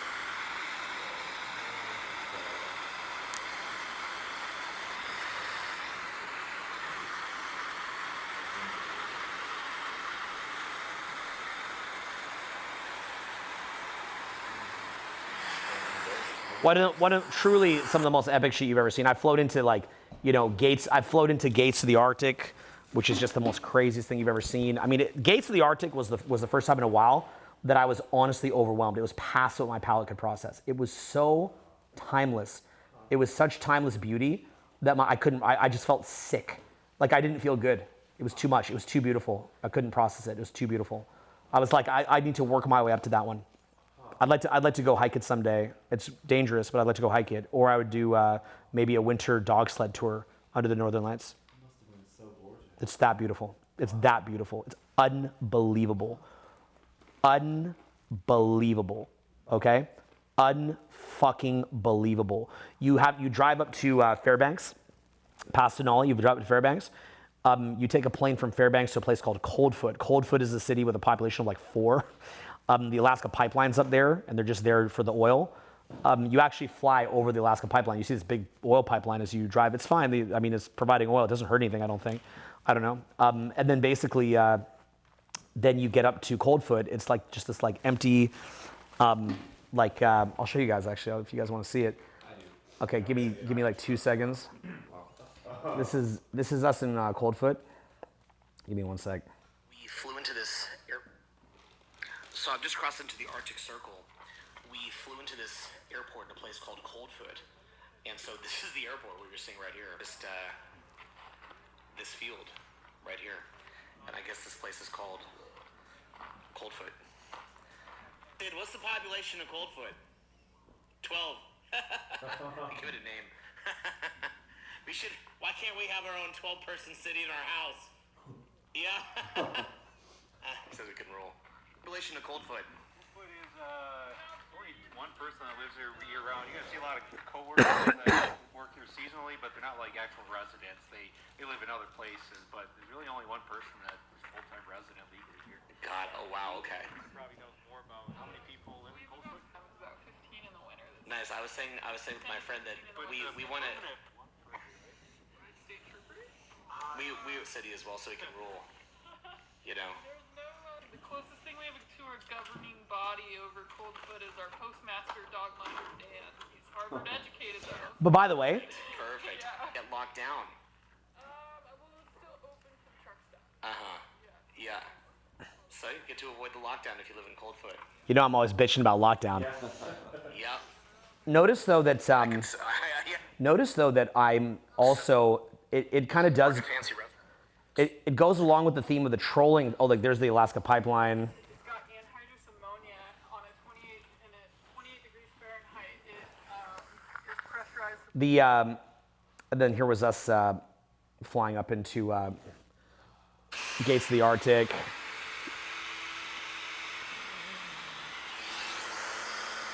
Can't see much from there, but it's just unbelievable. There's, I think that's the kids even up in Denali there. You can kind of see the kids running. We landed in that giant mountain that I showed you. Yeah, it's super crazy. You can see we've landed in it now. So it's just the most, yeah, it's just, you see all the planes there? It's just fucking crazy. These are my hobbies, guys. So this is what you're missing when you're dicking around derping. Sex with gorgeous women, doing cool parties, but also nature, time with family, things like that, right? Like, do you remember I tell people I took 5 years off to go travel, and they're like, why would you do that? Let your business settle. Look, this is what I'm getting. That was my life for years. So the people that I brought, though, most of them, other than my kids and Sid, couldn't really handle it. Ibrahim handled the best, and Sid, but it was hard for all of them. And Sid not at all, but basically, they couldn't process it because because you see how I was joking there about Coldfoot, and I'm like, oh, we could make our own Coldfoot. We could make our own city. A city is trolling. It's just trolling. Wild Wild Country, Osho, trolling. He's trolling. Osho just made a commune and made their own rules, including giant group sex. It's crazy. But he just made his own reality, right? How is one more valid than the other? It's just what the groupthink says is valid. So Coldfoot is a city. That's ridiculous. It's not a city. It's 12 people. It's as much of a city as what we are here. But it's not a village. But if we say we're a city, and we're just like, it's our city. We have the city, right? We're called Warmfoot. Sister city of Coldfoot, bitch. Well, then that's what we say we are. It's like Pretoria. Pretoria? Pretoria from Family Guy episode. I haven't seen that. I've never seen Family Guy. Well, it's an episode where they end up finding out that there's one part of the land that isn't categorized as being owned by America, so he makes his own country. Great. So that's what I'm saying. It's trolling. It's all trolling, right? So by trolling, what I mean is you just make your own fun thing, and then people just go in it. All that the world is just someone with confidence making a game, and then other people play their game. It's no different than when you're a kid and you do hopscotch, marbles. It's just you playing a game. So your life, you have to decide what game it is that you're playing, right? Do you want to tap into your creator and expand? Do you want to tap into Satan and shrivel? What do you want, right? But you've got to decide what game it is that you're playing fundamentally. And so you actually have to have the confidence to dictate that. Now remember what I said, if you don't have confidence or spiritual connection, then all that your brain is doing is scanning for social cohesion. How do I keep the body alive? And so you're not going to let yourself think anything different than the group think, because you're like, oh, well, how do I gain security? How do I, that's why you get things like even approach anxiety, because you're like, well, if they don't like me when I go out, I'm not getting social approval, so therefore I'm not in the group think. That's why when Neil Strauss wrote the book, and I look really bad in it, that bothered me because I realized that I looked badder than the group think. And I remember thinking to myself, I was like, my life's still fine. Why does it bother? Because that was a huge selling book, right? And I look psycho in it. So I remember just feeling like I'd walk around and what starts to happen is if 5 million people read a book that you're this psycho piece of shit, and 5 million people read it, and your entire community reads it, of the people who you know and love and what has been your community for many years, say 5 million people believe that you're a piece of shit. And I remember at the time the movie was supposed to come out too. Yeah. And there was supposed to be. Brad Pitt. James Franco. Oh, okay. Yeah, and what happened was I probably would have been played by Seth Green. Older one by Philip Seymour Hoffman, perhaps. R.I.P. He played the heroin game. So if you think about it, that book came out. How do you think I felt? Imagine 5 million people think you're a piece of shit. The collective consciousness thinks that you're a piece of shit. How do you think that impacted me when I was still in the group think? It made me feel that way. And I was so not what they were saying, but it felt that way. And so it's maddening because you have these people who you love and did your best for, and then that comes out, and you're just like, but it's not true. It's the opposite of this, and you want to scream. But then if you went around and convinced the whole world how great you are, all that you really did was just change it in the group think. So that's the idea in the Bible and the Sermon on the Mount is it's not about virtue signaling. It's not what other people think. It's about who you are at your core. That's what the Sermon on the Mount covers. It's about your character. It has nothing. It's between you and God. So in many ways, what Neil gave me, he doesn't know this. He gave me the greatest gift, maybe in my whole life actually, because he allowed me to dissolve the group think. You dissolved what everyone else thought. I had to. He forced me to dissolve the group think. I don't believe I could have done it without something like that. I'm not even sure that that's even achievable or replicable by the average person, because unless you've been that shunned by the mainstream, it's hard to break out of it. But once the mainstream shunned you, you have no choice but to adapt. You have to learn how to compensate. It's like someone who went blind, they get a better sense of smell or hearing. If you're kicked out of the group think, you have to start thinking for yourself. You're not, because now, let's say that I want to derp and go with what the mainstream is thinking. I go into the mainstream part of my brain and it hurts to be there. Yeah, so it dissolved the group thing for me. So it allowed me to see things more for myself. That's how I built my own business, was I was able to see things for myself. So that allowed me to begin to create my own game. It allowed me to create my own game literally and metaphorically. Literally in the sense of I was able to come up with the blueprint, and that was me seeing the world through my own eyes. So the Blueprint Decoded was a 20-hour kind of homage to thinking, seeing the world through your own eyes and not being a group think. That was the beginning for me. And I thought that I was unplugged then, but I didn't realize the unpluggedness gets deeper and deeper each year. If I were to live longer life than now, I'd be far more unplugged. So you'll get more and more and more unplugged. Then you've got to learn how to plug back in a little bit. You're like you're a little maybe too out there. People talk about taking ayahuasca to get out of the box. I'm like, could I take ayahuasca to get in the box? Like, where's the ayahuasca where my accountant doesn't think I'm insane? Where's the ayahuasca where I think money's real? Where's the ayahuasca where I can talk to my lawyers and they don't think I'm insane?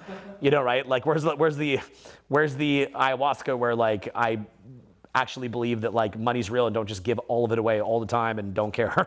So like that's like a problem that I have. It's like an actual problem that I have. Like I don't believe money's real. It's like a really big problem, and money is real in a way. So it's like a problem that I have. So it's a challenge that I have. It's a little bit disassociated and delusional. I'm trying to teach that. So it's but yet in reality, while that can cause its share of issues, I guess here or there, and probably could for me in the future, I suppose, probably will. I'll die. And so, what we recorded here, this will remain. I'll be dead. And then what will it really matter what my money challenge was compared to what I created, right? And so the thing is that if you look at, say, like one of the best ways to learn about not to worry what people think of you so much is look at old rappers that were feuding before they died and look at them complaining about each other. So like if you look at, say, Prodigy from Mobb Deep, like it's funny to realize like Prodigy from Mobb Deep is dead, right? And so I just saw this video of him like complaining about something, and I'm like, don't you know that in like another year you're going to be dead? I think it's because he had sickle cell was why he died. I think he got in the heat and he got a heat stroke while he had sickle cell anemia or something, whatever it was. But R.I.P. He was a great rapper. But the point is, like, seeing him wasting his time complaining, what does it matter, right? Like you see these videos of like Suge Knight with Tupac before Tupac died, and Tupac was kind of like having some friction with Suge, and so Tupac was going to go create this thing called Death Row East. And he was going to go to the East and create Death Row East, I think it was. I might be getting that wrong. But then it never happened. It's just like this aborted fetus of an idea that never came to fruition. And like think about all that work and time and energy that goes into Death Row East. And then Death Row in and of itself unravels. It all unravels. Tupac gets shot. What did any of this matter? It didn't. So so not being plugged in the system is the capacity to have the epiphany that what matters is the moment. The infinite is not found in breadth. It's found in depth. So even if you live to be 200 years old and you try to stretch out your life, it's still too short. Even what the elites are trying to do and stretch it out indefinitely, they'll still eventually die and they'll be gone. We find the infinite in the depth. So moment to moment, we find the infinite. We find the infinite now. I'm trolling you, by the way. Now. That's where the infinite is found, right? So can you go out to the bar or club and go socialize and find the infinite? Can you find it in sex? Can you find it in traveling with your kids? Can you find it in the forest? Could you find it in a TikTok perhaps? Who knows where you could find it? But it's up to you to actually find that. It's your control of your subjective perception and of your palate and what you're able to absorb and the expansion of your mind and your consciousness and your soul. That's really on you to find the infinite. So what'll happen is when you do this and you tap into this a lot, in my experience, you're just gonna get a lot smarter. You're going to get a lot smarter. You're going to be a lot sharper, a lot smarter, and you're going to be able to see through the bullshit like that. You'll see bullshit, and you could just read the code. You see the vibe that something has. Is this demonic energy? Is this good energy? Is this loaded with all this good stuff on the front end but bad on the back end? See, things that are front-loaded good on the front end but bad on the back end, if you're disconnected from God, that's your food because you can't stay present. But when you're present, you can take in things that don't have that front-loaded thing because you have the discernment to see the fullness of what it is and you enjoy it. So you're able to do the right thing and things that will benefit you long-term as opposed to short-term, and you can actually enjoy those things. So it's important even for your own enjoyment of life to be able to actually be connected to God. Again, is my opinion. So that is where a lot of people would say God comes first. It's the center. It's the North Star. Amongst the layers of bullshit and bullshit and bullshit and bullshit and lies upon lies upon lies. You're in a house of mirrors. You're in a fog of war. You're literally in a fog of war. That's what you have to understand. You're in a state of extreme confusion. Even leaving here with clarity in the moment, you'll wake up tomorrow so confused because too much to take in. It's too much for you to take in at this moment, right? It takes years to take this kind of stuff in and to actually live it and then to go beyond it, because this is just me teaching at 44. Imagine what I learn later. If I have the opportunity to, we'll see. So it's one of these things where your experience of life will come and go, and most people will live and die having not truly experienced life. That actually will happen. People will die with resentments, with anger, with jealousy, with pettiness. They'll live and they'll die, and that'll be their lives. And in my view, always come back to like core principles and what's truly important at the core. Like just keep coming back to that and what's valuable. And by the way, sometimes that could mean something like money. You have to have that initial way to make money. I talked about social media. I talked about pragmatic things like maybe spend part of your day paying your bills and just surviving and treading water. Spend part of your day sharpening the sword and learning a skill. Spend part of your day building a social media. And what I'd recommend that you do, here's the best way that this works. I'll give you gold tips right here. There's so much cool free shit to go do for a younger person or an older person that's not engaged fully yet, that the cool thing is, if you start on this path, make a plan that you're gonna go do the free shit for the first 2-3 years. Like go to Griffith Observatory. And when you go to Griffith Observatory, read the shit, like delve into it, make it fun. Go hiking, if you're in LA, go hiking behind Griffith Observatory. Okay, you guys ever been on hiking trails behind Griffith? They're beautiful. Yeah, they're beautiful. Go hiking behind Griffith. Like go to the base of Griffith, hike up it, go to the observatory, maybe go there at night, some nights to see the telescopes. Go up and go behind Griffith and go see it. There's even stairs that go up to there that are beautiful. They're kind of like this hidden secret. The whole thing's amazing. Yep. Yeah, and for cheap, they have like a movie there, but you don't even need to see it if you don't want to. You get the gist without it. Then maybe go to Catalina Island. Yeah, you pay $75. You can borrow that from someone. You can figure that shit out. I don't care how broke you are. Most people could do it. Go to Catalina. Spend a day there. Camp there. Go get camping gear. Go buy some camping gear. Get it used off fucking Facebook Market, whatever, and go camping at Malibu Creek. Go make a bonfire on the beach. Like my friend Marvin did that last night. Like I'll show you videos of it. Like they're just having, like he brings a lot of girls. It's pretty wild, to say the least. But do it even with your guy friends. Do whatever skill set you're at. He happens to bring a lot of beautiful women with him, and enjoys it quite thoroughly. Wow. But the point is and they enjoy it thoroughly too. But the point is do a bonfire on the beach. Go get like a cheap tent, bring a bonfire, have friends chip in, go do a bonfire on the beach. Go swimming on the beach, go swim in the ocean. Go walk the nicer areas of LA. Santa Monica's a gorgeous area. You could walk around that several times. Venice is a gorgeous area. Abbot Kinney, you could walk around that several times. Just kind of getting going. For me, I like Alaskan mountains. I'm, a little older, but when I was younger, that would be mind-blowing. It still is mind-blowing in its own way. Go check things out. Maybe go to Rodeo Drive and try on a $10,000 leather jacket that you can't afford just to see what it feels like. Go see some snobby watch brand just to try it on. Fake that you're rich. Fuck it. Who cares? It's all trolling. Right? You're not going to buy anything, but just try it just for fun. Just see if you could trick them just for fun. It's a game. Don't waste too much of their time. They got to make their paper. But, for a second, it's okay. They'd probably think it's funny too. Don't want to take life too serious, right? Go, cook a great meal with your friends, right? Like get together with friends and have like a Friendsgiving type thing, but on a regular day, go cook a big meal with your friends.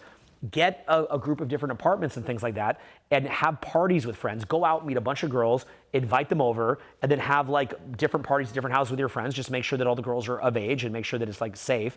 And then have like a fun time, all in good fun and clean, safe fun, because don't cause headaches for yourself or others.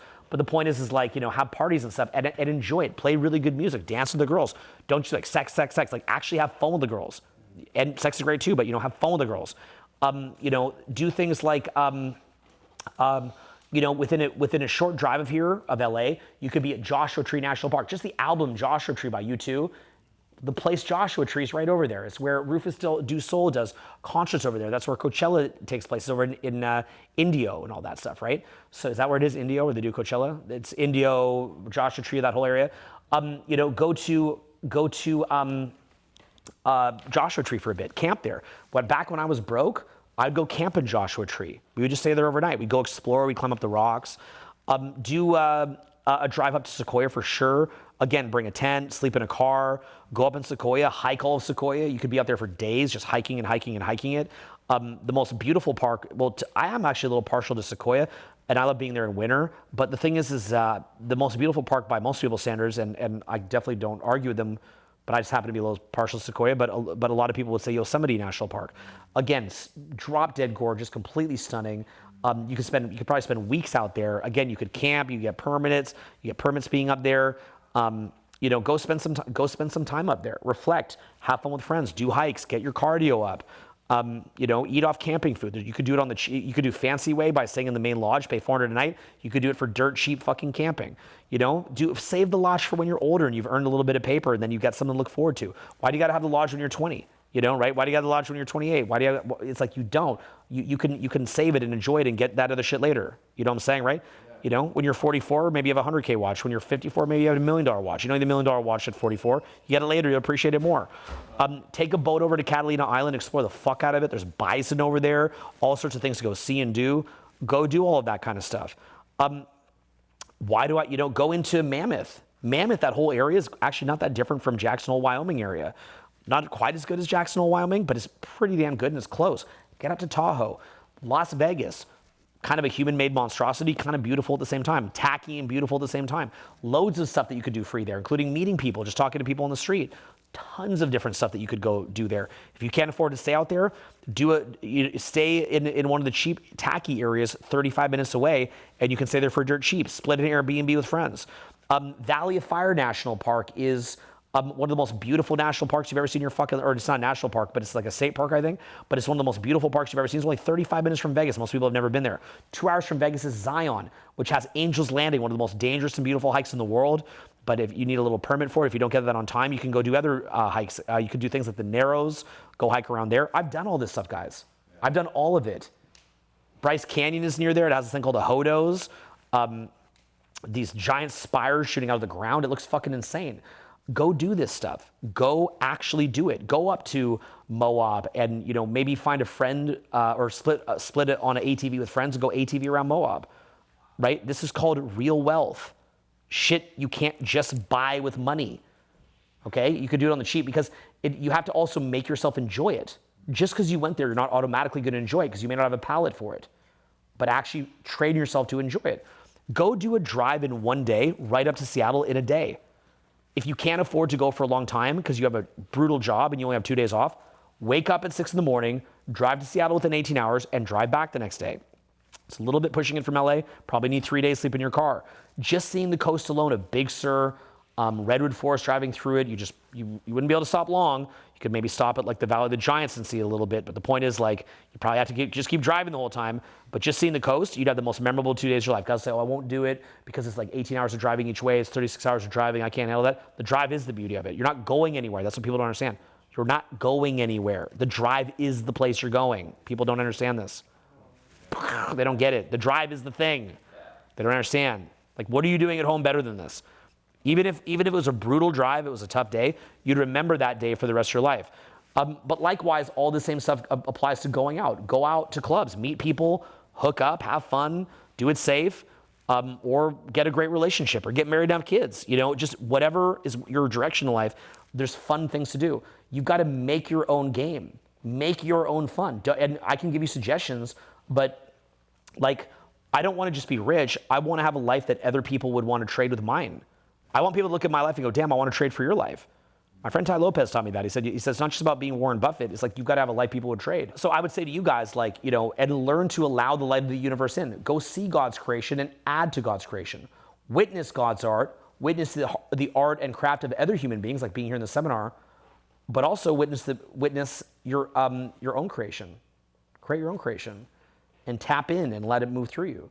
And this is the beauty of life. This is the play of life, and get really good at playing. Do you guys ever see me in front of, like, you guys remember on day one of the seminar, I did a dark seminar. I made it about, I'm like, oh, you're retarded and all this stuff. That was me going dark, but was I actually dark? Hell no. I was having fun. I was laughing inside myself the whole time. So I had a hard time taking it seriously. But I got you guys really into it, right? You know what I'm saying? I got you guys going. I'm like, then you're gonna die in a hospital and fucking everything sucks and you're a fucking retard. I had you guys going. I had the whole room, the energy was super dense and heavy. I had you guys going. Right, to me, this is just funny. I'm just trolling. Turtles, all the way down.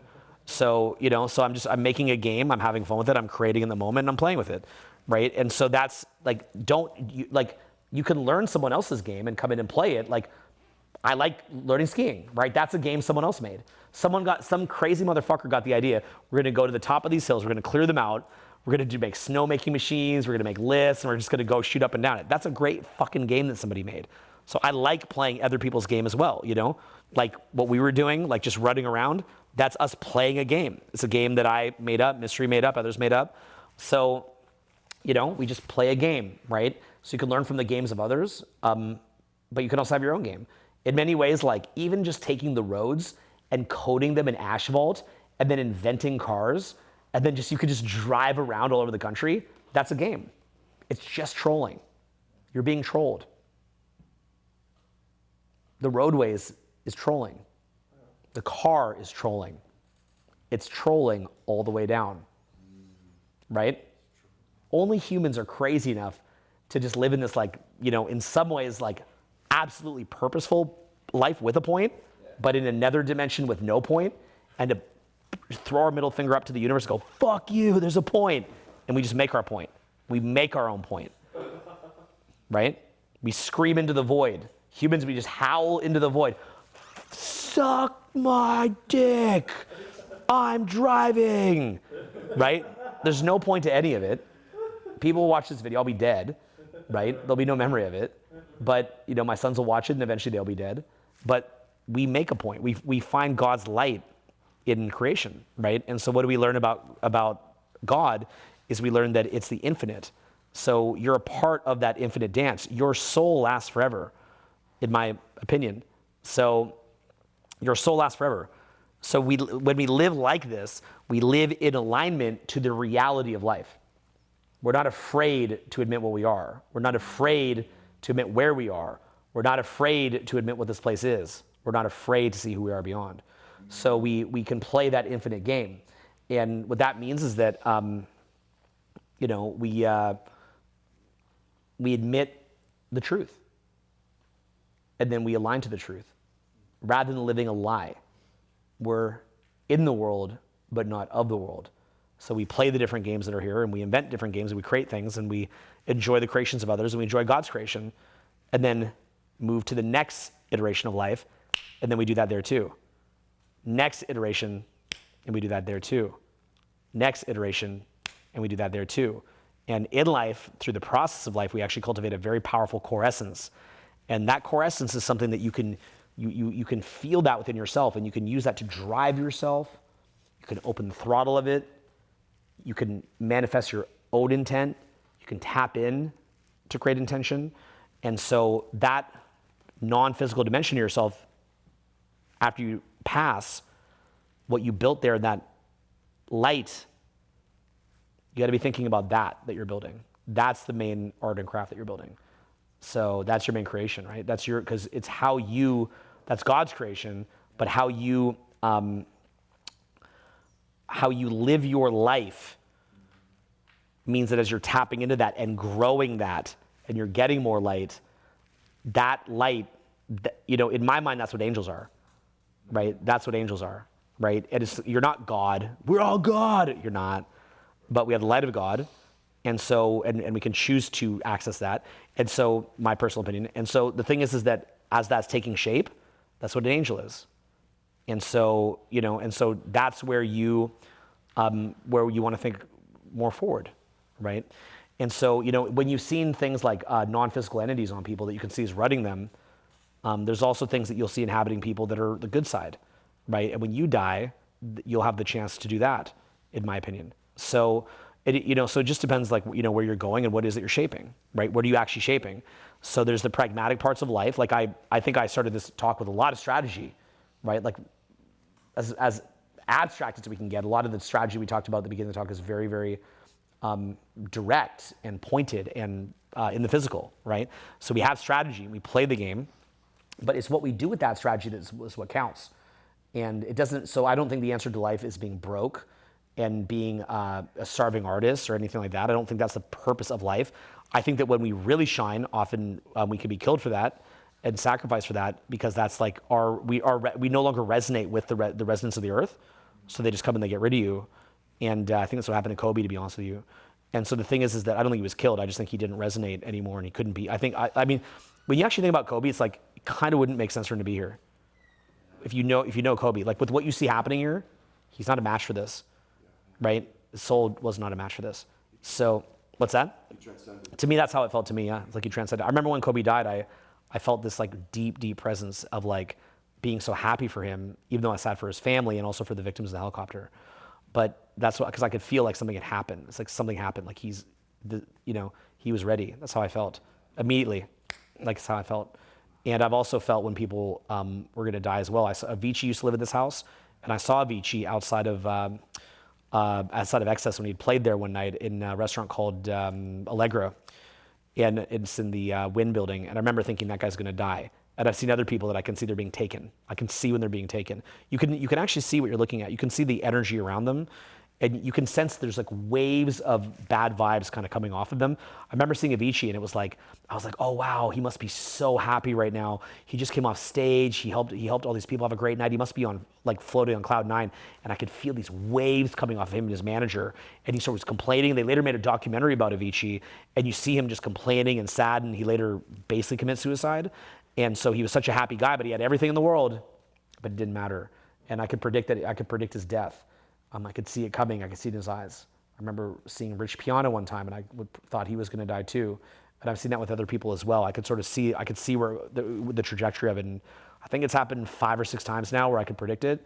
And I was sad every time, but you could feel the trajectory of where it was going if you understand how to read this stuff. I'll make other videos and talks in the future about the specifics of this, okay? So this is a little abstract, like, oh, I know this, but it's a secret how I know. But I have a lot of other video content where I'll talk about it and I'll go in more detail.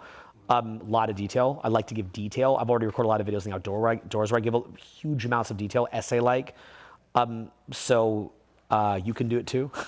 Because like that's my big thing, right? It's like everything we teach, the people who learn from us should be able to do it. It's not just, for me. It's, oh, look what he can do. It's what you can do. You ever see that video that I did where I read people? Like I read like 100 people in a row.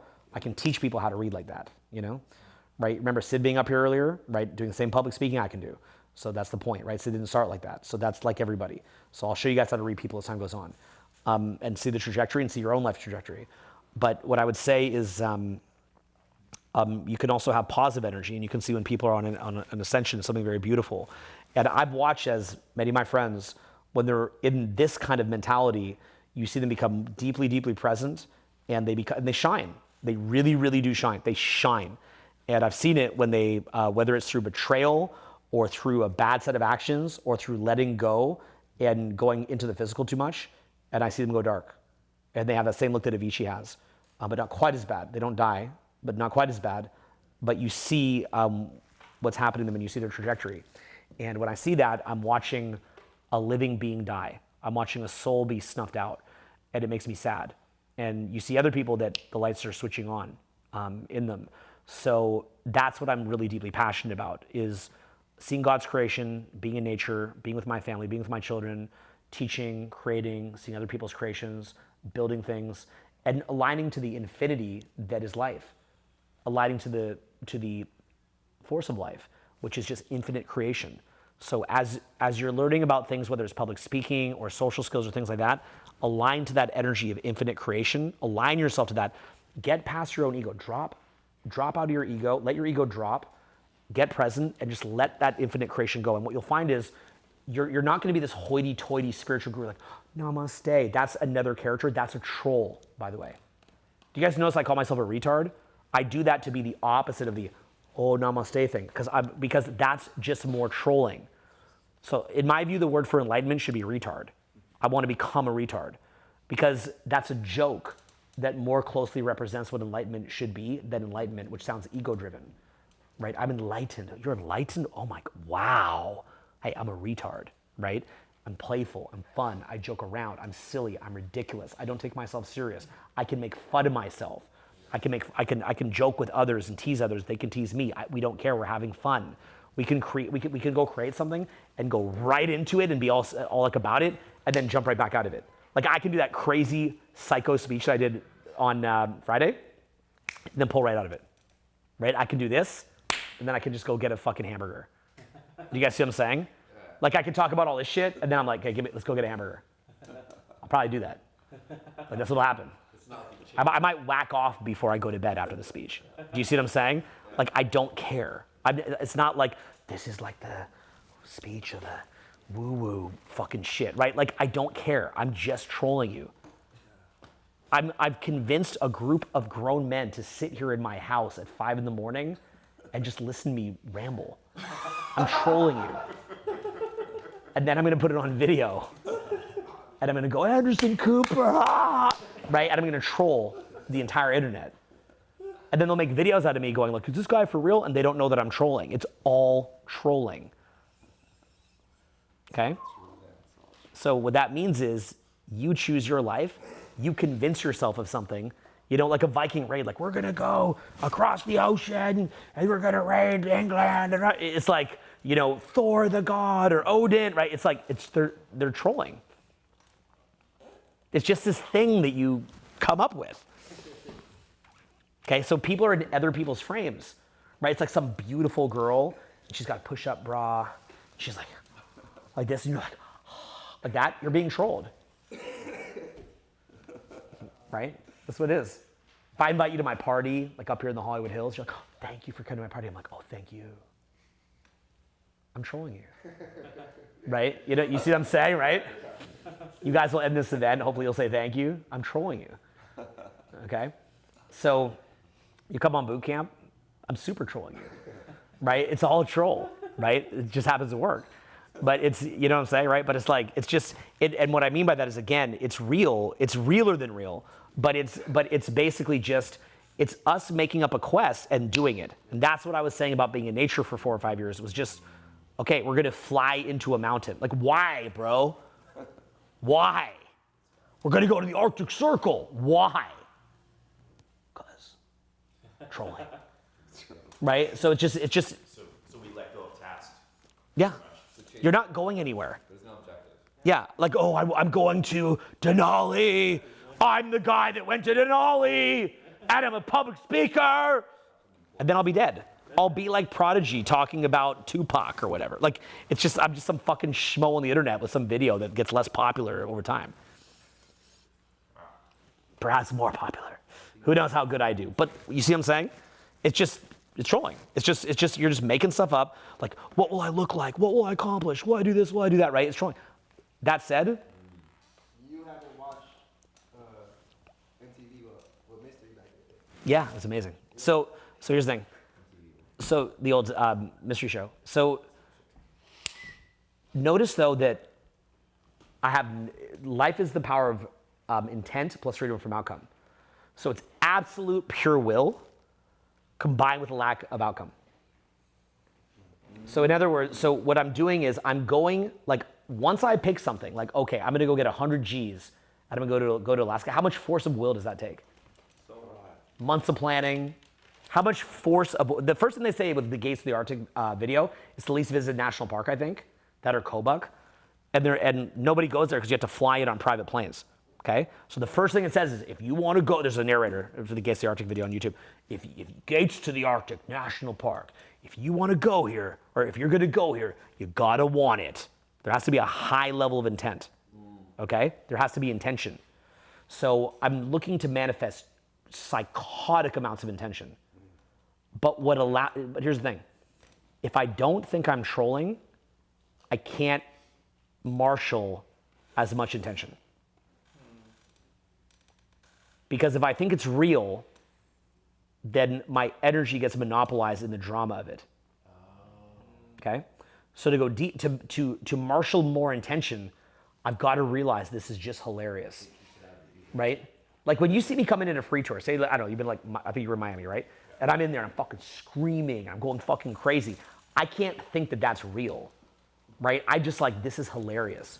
So it's like me, it's like I'm just like whacking off on a giant crowd or something, just like shooting the crowd with a cum or something. You know, right? It's just hilarious, right? It's like imagine you're Axl Rose in front of a crowd. You're just, take me down to the paradise city where the grass is green and the girls are pretty. Please take me home. You're being trolled, right? So if he cares, like he's like, this has to be so perfect, he can't perform, right? He's got to be fully in the,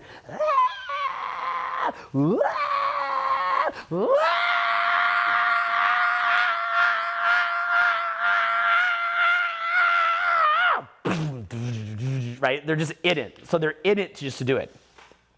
You're in it just to do it. That's it. You're just in it. You're right, and you transcend. That's why the audience is like, because you're taking them to a place of transcendence. So if I'm in front of the audience and like when I walk into free tour, okay, here's 2 questions. Have you ever seen someone take something more high intent or serious than watching me running a seminar? No. Have you ever seen someone who's less serious about it though? Yep. Yeah. No. Isn't that weird? Have you ever seen someone that cares more about delivering value to you? No. Have you, but yet I clearly look like I could just hop up and just go get a hamburger. Like, okay, this is cool, bye. You see that? Right? So that's intent plus stream from outcome. So it's like when I'm going hiking in the middle of the forest, like in the middle of a mountain, like a grizzly bear walks by, and I'm like, I guess we'll just keep going. Like it's like like it's real intention. We're going. But at the same time, I understand that like the infinite nature of the universe is this is a passing temporal experience. So we have to go fully into our experience, fully into it and enjoy it. Like if I'm gonna have sex, it's like I'm gonna have a lot of fun, but I know it's just trolling. Like even sex is super trolling. Like, like you and some girl are gonna like start pumping each other. Like, like come on, bro. Really? Then you're gonna make a human clone? You're gonna breed a human clone. That's some serious trolling, right? So you're breeding a human clone. This is my son, the extension of me. My kid's like, cool, Dad. Right? It's still my son. He's his own man. So to have meaning, you take away all meaning. Yeah, that's what it is. To have meaning, you take away all meaning. Because I can't, because what happened was like, I'd be public speaking, I'd be trying to get like better, louder, more focused, but I couldn't punch through the wall. So that it was only when I just went fully into it, only for the sake itself. That's what allowed me to like it just let me hit those big notes, you know? It's like, so I'm just completely calm, and I'm just like, let's go. It's like dreaming, actually. You know, when you dream, you just kind of like, and your brain just starts creating all this shit, and I'm just curious what my brain's gonna create. Do you guys feel like you're in a dream right now a little bit as you're hearing this? It's like a several hour dream. How long is the speech? 4 hours or something? Yeah, it feels like it's been 6. Yeah. It's amazing. Yeah. So I'm just taking you to a dream state, right? So it's like, yeah, so I go in it, and then I just, and then I just let that happen. So this is me in a nightclub, by the way. If you ever see me in a nightclub, I'm just going set. I'm just, no approach anxiety at all. I think it's all hilarious, but I'm still gonna go in and like, hey, I'm still gonna do all my little stuff. And okay, we're going here now, let's go, right? And it's all just ridiculous. It's all ridiculous. Even having sex, like, and then you like shoot out white cream pies into a plastic latex capture system. Would you like? Jesus lullabies in addition to your. Yeah, exactly. It's like think about it. It's like, how about we go back, pump the shit out of each other, and I'll capture the genetic clone material in a latex bag. And then kick you out. Just kidding, right? But, you know, right? Like, do you see that? I'm kidding. But you see what I'm saying here? Yeah, like it's ridiculous. Yeah, and then it's like, she's so beautiful. I love her. And like, then like we're gonna be in love, and we're gonna get married. We're gonna get married. We're getting married, right? Because we're together forever now. I got her to marry me, guys. She said yes. She said yes, guys. She said yes. Of course, she could divorce your ass in 2 seconds. Talk about trolling and drag you in a court, and then the lawyer's like, Your Honor, she deserves this and all this shit, and he's gonna work the next 20 fucking. That could happen too, or you stay together. So it's right. What's that? If she didn't, you're in a box in 5 days. Yeah. So just understand, like, you know, there's all these like different. You're being dragged into different rabbit holes. You're being dragged into different wormholes. You're being dragged into different reality tunnels. Say the word reality tunnels. Reality. So that's what I'm saying. So trolling to me means a reality tunnel, right? So when I'm public speaking, I'm generating a reality tunnel. That's really what I'm doing. I'm just impromptu going. From a place of genesis, from a place of creation from nothing, something. So it's like it's a potency, like sex, for example. There's a potency to it. You're creating the genesis of life. That's why it's such an exciting act. So it's like when you're public speaking or you're creating your art, your craft, your business, your life. You're saying, okay, we're gonna just spin up a reality tunnel. So it's kind of like you're like, and you're just like going, and then it's like tunnel just goes, and you're like, let's go down the tunnel, and you just like shoot down it. That's what you're doing. So when you're wearing the clothes of society, like if I have these boots, that's me being trolled. I'm in the reality tunnel of the people who made these boots. I'm in the reality tunnel of the people that made these jeans. I'm in the Rolex reality tunnel. Okay? The Hollywood Hills reality tunnel, the Free Tour reality tunnel, the Owen Cook. My name is Owen Cook. That's me, Owen Cook. Owen Cook. What's your name? Owen Cook. How old are you? 44. No, I'm not 44. I'm whatever biological age my cells are, in effect, right? I mean, chronologically 44, right? Like Owen Cook. I'm not Owen Cook. I'm a fucking leprechaun. Okay? I'm more leprechaun than Owen Cook. You're Owen Bake. Owen what? You're Owen Bake. Owen Big? Bake. Owen Bake. Yeah, like I'll just rename myself that just to fuck everybody up. Right? So I'm Owen Bake. They're like, it's not even good. Like that's like you're gonna make us all say that? It's not even good? Not like it's not like a good nickname? Like you couldn't do a symbol or something like Prince? Right? Yeah, Owen Bake. Yeah, that'd be trolling, right? Say bake. Identify as bake. I mean, oh, yo, talk trolling, the modern left, right? Holy shit. I mean, like, have you seen this shit? Like, you want to talk being trolled? There's like these old images. It was like Nancy Pelosi. She's got like mask, kneeling. Oh yeah, I mean, like this was crazy, bro. Like they're like look at this shit. This shit here, which happened during 2020, she's got a mask, an African scarf on, and then they're at various points. They're kneeling like this, right? Okay, so it's representing everything from like the BLM kneeling to the masks and all this. Totally trolling, like such hardcore trolling. Like, I mean, that takes balls, bro. Like you guys like that's why I clapped earlier. Like when I said like I'm like Anderson Cooper, and like for that, like you gotta clap. Like that's some fucking trolling, guys. Like this woman, like Nancy Pelosi, who's almost like whatever more money than God knows what because she's trading stocks, right? And like she's a public servant, like with like let's hear her net worth. Like let's just look this shit up, like. Nancy, so say like, okay, so this, what does this result in? How much money do you get paid for this? Okay, like let's see what you get paid, and this is just the reported net worth, and who knows what happened when that dude broke in her house and started banging her husband or whatever that was. Okay, so let's see. It's only 196 million. Is that true? Come on. Oh man. She outdoes Warren Buffett. Yeah. She's the most successful player of all time. It says, We'll see you at Sequoia. yeah, she'll be at Sequoia. So she makes $223K a year as her salary, and then like Anderson Cooper, right? So then How many years? you got like $200 million, whatever it is, right? I might be spreading misinformation. I don't know the exact if that's accurate or not. But it's some ungodly amount of money, and then there's like some dude breaking into her husband's thing. And that's really sad and crazy. So so it's like that you're being trolled, right? You're being super trolled. Okay, you're being super trolled. So they're bringing you down different reality tunnels: the mask reality tunnel, the lockdown reality tunnel, the kneeling reality tunnel. So they're putting you down reality tunnels, right? But I mean, Republicans do it too. So the problem is that with that kneeling thing, man, that's great politics because there's definitely a large demographic that wants to get on their knees.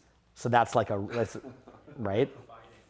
At least half of all humans would love to get on your knees.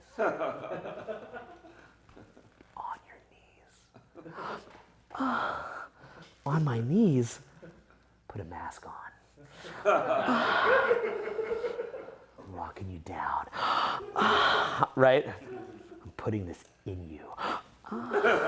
Right? You know, so it's like, that's a great political campaign. You know, Republicans just aren't thinking, Republicans are just like, oh, freedom. They're like, I don't want that. Right? You know, right? It's just this incredible, incredible political campaign. I mean, that's genius. You know what I mean, right?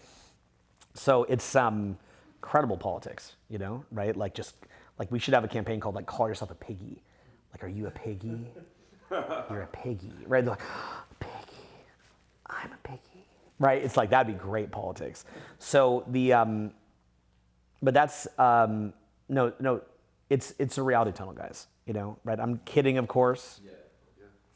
So you're being brought down a reality tunnel. So people that are great creators understand that the more certain that you are about something, the more congruent that you are about something, the more you're spinning up a reality tunnel. So like, you know, if I'm like meeting someone at a club, I'm going, let's go to an after party. I'm generating a reality tunnel, right? You're just going, right? It's like, let's go down this way, let's go. And that's what all of society is. Society is just a loose collection of cults. There's no human who's just a human. It's hive minds, little pockets of hive minds, national hive minds. You know, that's why you see, you know, whole countries attacking each other. You're like, how could this happen? Because they're being trolled. They're in a hive mind.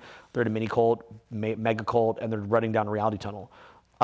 There is what we would call, I suppose, objective reality, but human beings also have such a subjective experience of that objective reality that there's so many reality tunnels to go down. That's why we have to go back to some North Star.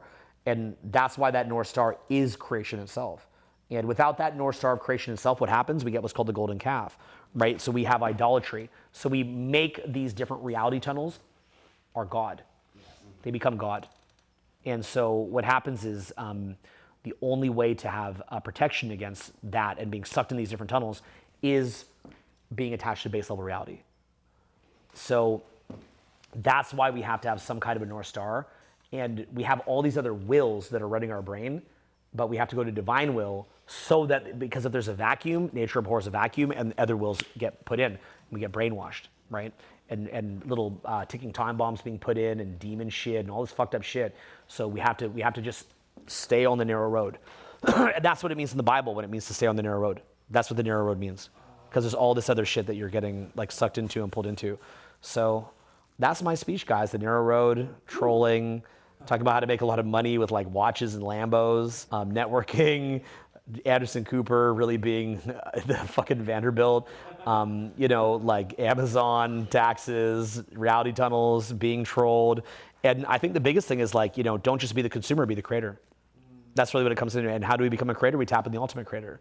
So that's really life, right? So that's how you become a visionary entrepreneur, right? What I've given you here is a masterclass in visionary entrepreneurship. And also the beginning, how to use strategy, you know, in order to make money, in order to strategically put yourself in positions where you can be a visionary and to have vision. And your vision should be a combination of your connection to a higher power, but I think it should also be from life experience. You know, we have the opportunity for life experience, and so you don't just want to use this for bad and just start making reality tunnels out of nothing just to be like full retard. You know, I am always recommendational for retard, but what I would say is. You know, as you gain, like a lot of the reality tunnels that I take you guys down, you know, this is from decades of experience, and I'm like, and I'm studying, but I realize that no matter how much I study and how much I know my shit, I've still got to spin up that experience. Like that's what an infield training is, right? Like when you guys are on infield training with me, like that's really me going, and it's like, let's fucking go. That's why it's called a boot camp, you know, and you just, wow, you know, you're going to just fly down that at 1,000,000 miles an hour. And that's, you know, you're entering into this alternate world. And it's the same as at a seminar, and it's the same as anything, right? It's, you know, trolling is, even the word trolling, I'm trolling the word trolling. Because it's not even trolling, it's reality tunnel generation. It's tapping in. But I'm trolling that by calling it trolling. I'm trolling, and I'm trolling creation, and I'm trolling everything, right? So it's like, but I'm saying it in the same way that I'd call the word enlightenment retarded.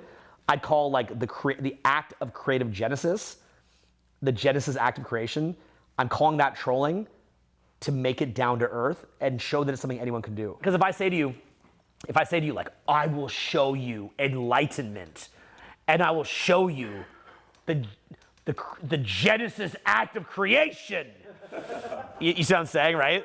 You know, you're like, yes, power, right? But now you're too in ego, okay? So you can't even do it. So like for me, it's like you're like a ninja, like a martial artist. You're loose, right? Like Bruce Lee says, be like water, right? It's just you're loose, right? Take that which works, discard that which does not, create something true your own. That's Jeet Kune Do from Bruce Lee, right? So it's like you're loose, right? So like when you guys see me at seminars, like or see me in the field, I'm loose. You know, when I do live broadcasts just right from over here all the time, right? Just for fun, I turn on the live and just see what I can create.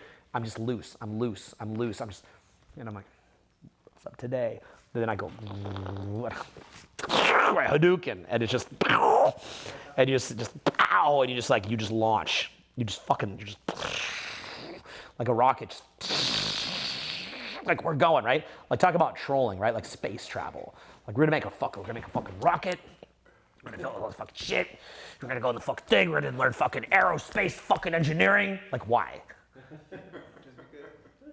Fuck you. There's a point, right? It's like we're going to fucking space, bitches. Like why?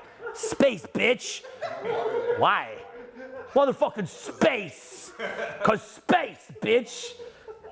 Yeah. So every movie you watch, right, is a reality tunnel. Oh, they're amazing. So if the people that are watching this are in a reality tunnel of the reality tunnel. Yeah. Yeah, that's literally what it is. It's a like Chris Nolan is a fucking master of creating a reality tunnel. Yeah. Right? You know, you watch Batman, it's like, oh, I am Batman. I'm Bane. Right? It's like you're like, holy shit. You know, right? You just right? Like this just like eating fucking as you eat pomegranate. Holy yeah, you're like, holy shit, Christian Bale's in the tunnel now. He's like, I will crawl out of the tunnel, get me the rope, just, you know, right? It's like you're fucking, you know, right? You're like, baby, I'm gonna come. Right? You just shoot crew members. You know, after, you know, yeah. If you point that way, it's like two Spider-Man. Yeah, and then you get like post-nut clarity, right? Because you're out of the reality tunnel, right? You're like, who are you? Who are you? Why'd I cream by you? We're having a baby? Fuck! Right? Fuck!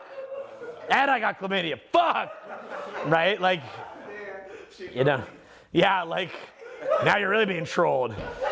Dick's burning and shooting out fucking pus.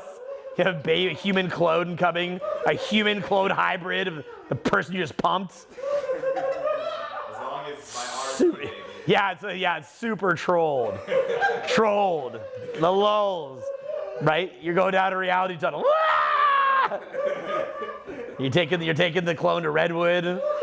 I'm your daddy. And your daddy. I'm your real daddy. You call me daddy. Right? It's a reality tunnel. Right? So there's a lot of traps, okay? So life has a lot of traps. So there's a lot of so you're being pulled down a lot of bad reality tunnels. They're like the devil's like, come on, it's fun in here. You go in there like, okay, maybe you're gonna go to Burning Man, do a bunch of Molly. Well, Molly is probably not the healthiest thing to do for your brain, right? But you're like, oh, like dancing? Probably not the healthiest thing to do. I know a lot of you guys have done it. It's probably not the healthiest thing to do. But, because I've had exes that did a lot of Molly, and you see them later, it deteriorates them later in life. So avoid that stuff. If you've done a lot of it, just stop. And you do a lot of brain supplements. But, then you can think of a good reality tunnel, something constructive. Do a lot of brain what? What's that? You said do a lot of brain. Well, I don't know. Like, say that you have friends, and they're like, here, try this, right? It's not going to kill you. Maybe you have a little fun. But the point is, you're going down a reality tunnel. Your girl tells you not to use a condom. It'll feel good, baby. It's so wet, and I want you to feel me. I can't get pregnant right now. You're like, okay. Now that's a real tunnel, a real reality tunnel. Your dick's going down a tunnel, and then it's about to become reality. It's a tunnel of reality. It's not a reality tunnel. It's a tunnel of reality. Wah, right? So, yeah. So you've got to, So you have to recognize tunnel of pleasure followed by displeasure. Yeah. Sex is a funny one because you never feel so confident going down a tunnel, followed by it's so dumb for going down the tunnel if you did the wrong way, right? Unprotected. So you've got to recognize you have these things that have a positive front end benefit but a bad back benefit. So you're being pulled down different tunnels. So you've got to recognize, okay, well, this is what I'm engaging with. This is what I'm letting into myself. This is where I'm going down. And I remember Donald Trump, Jello Ball. I mean, again, talk about being trolled. The Dad LeVar Ball and all my sons are the best. I mean, that guy's a master troll. And, I remember Jello Ball got arrested for shoplifting in China, and Trump actually got him out, is what I recall. And I think he had some tweet, and he was like, there's many pitfalls to life, young man, and good luck. And that's true. There's just a lot of pitfalls. There's a lot of realities people are trying to pull you down, whether the devil or whether other people or people possessed by the devil or whatever the fuck it is. And so you've got to recognize like, okay, well, I'm doing this or I'm doing this. And so you have to recognize modern society as, again, be in the world but not of the world. Modern society is a reality tunnel. And how do you see it impacting most people that you see? Fucks them, they die. Yeah, it super fucks them up. So you've got to recognize, this. I'm being pulled down a tunnel here I think the word for it is like mass formation psychosis, right? So you've got to recognize, okay, this is mass formation psychosis, and then that does look. There's a lot of cool things in modern society. The Batman movies, great movies. Phones have a usage, they have a purpose. We have phones. As much as we insult the phones, we have phones. The cameras, the posting videos of this shit. Doing certain things in modern medicine can help you. There's all sorts of like the mere fact that I can find Shane Tyler Milson and then go pick Wild Rishi and take a plane to get there. So there's a lot of great things in modern society, but the question is to what extent can you use that and not necessarily just be like an Amish person? And by the way, I think what they do is amazing, and it actually is kind of a viable option in some ways. But unless you're going to go full Amish or full Henry Thoreau right now. To what extent are you able to benefit from the road system or certain technologies or things like that? But then when does it steal your soul? And so that's where you've got to recognize okay, here's where it's helping me. Here's what's helping my children, my family, my sons, my daughters. And then here's where it's taking us in a direction where it's just disassociating us from the truth of life. And we have to reconnect to the truth of life.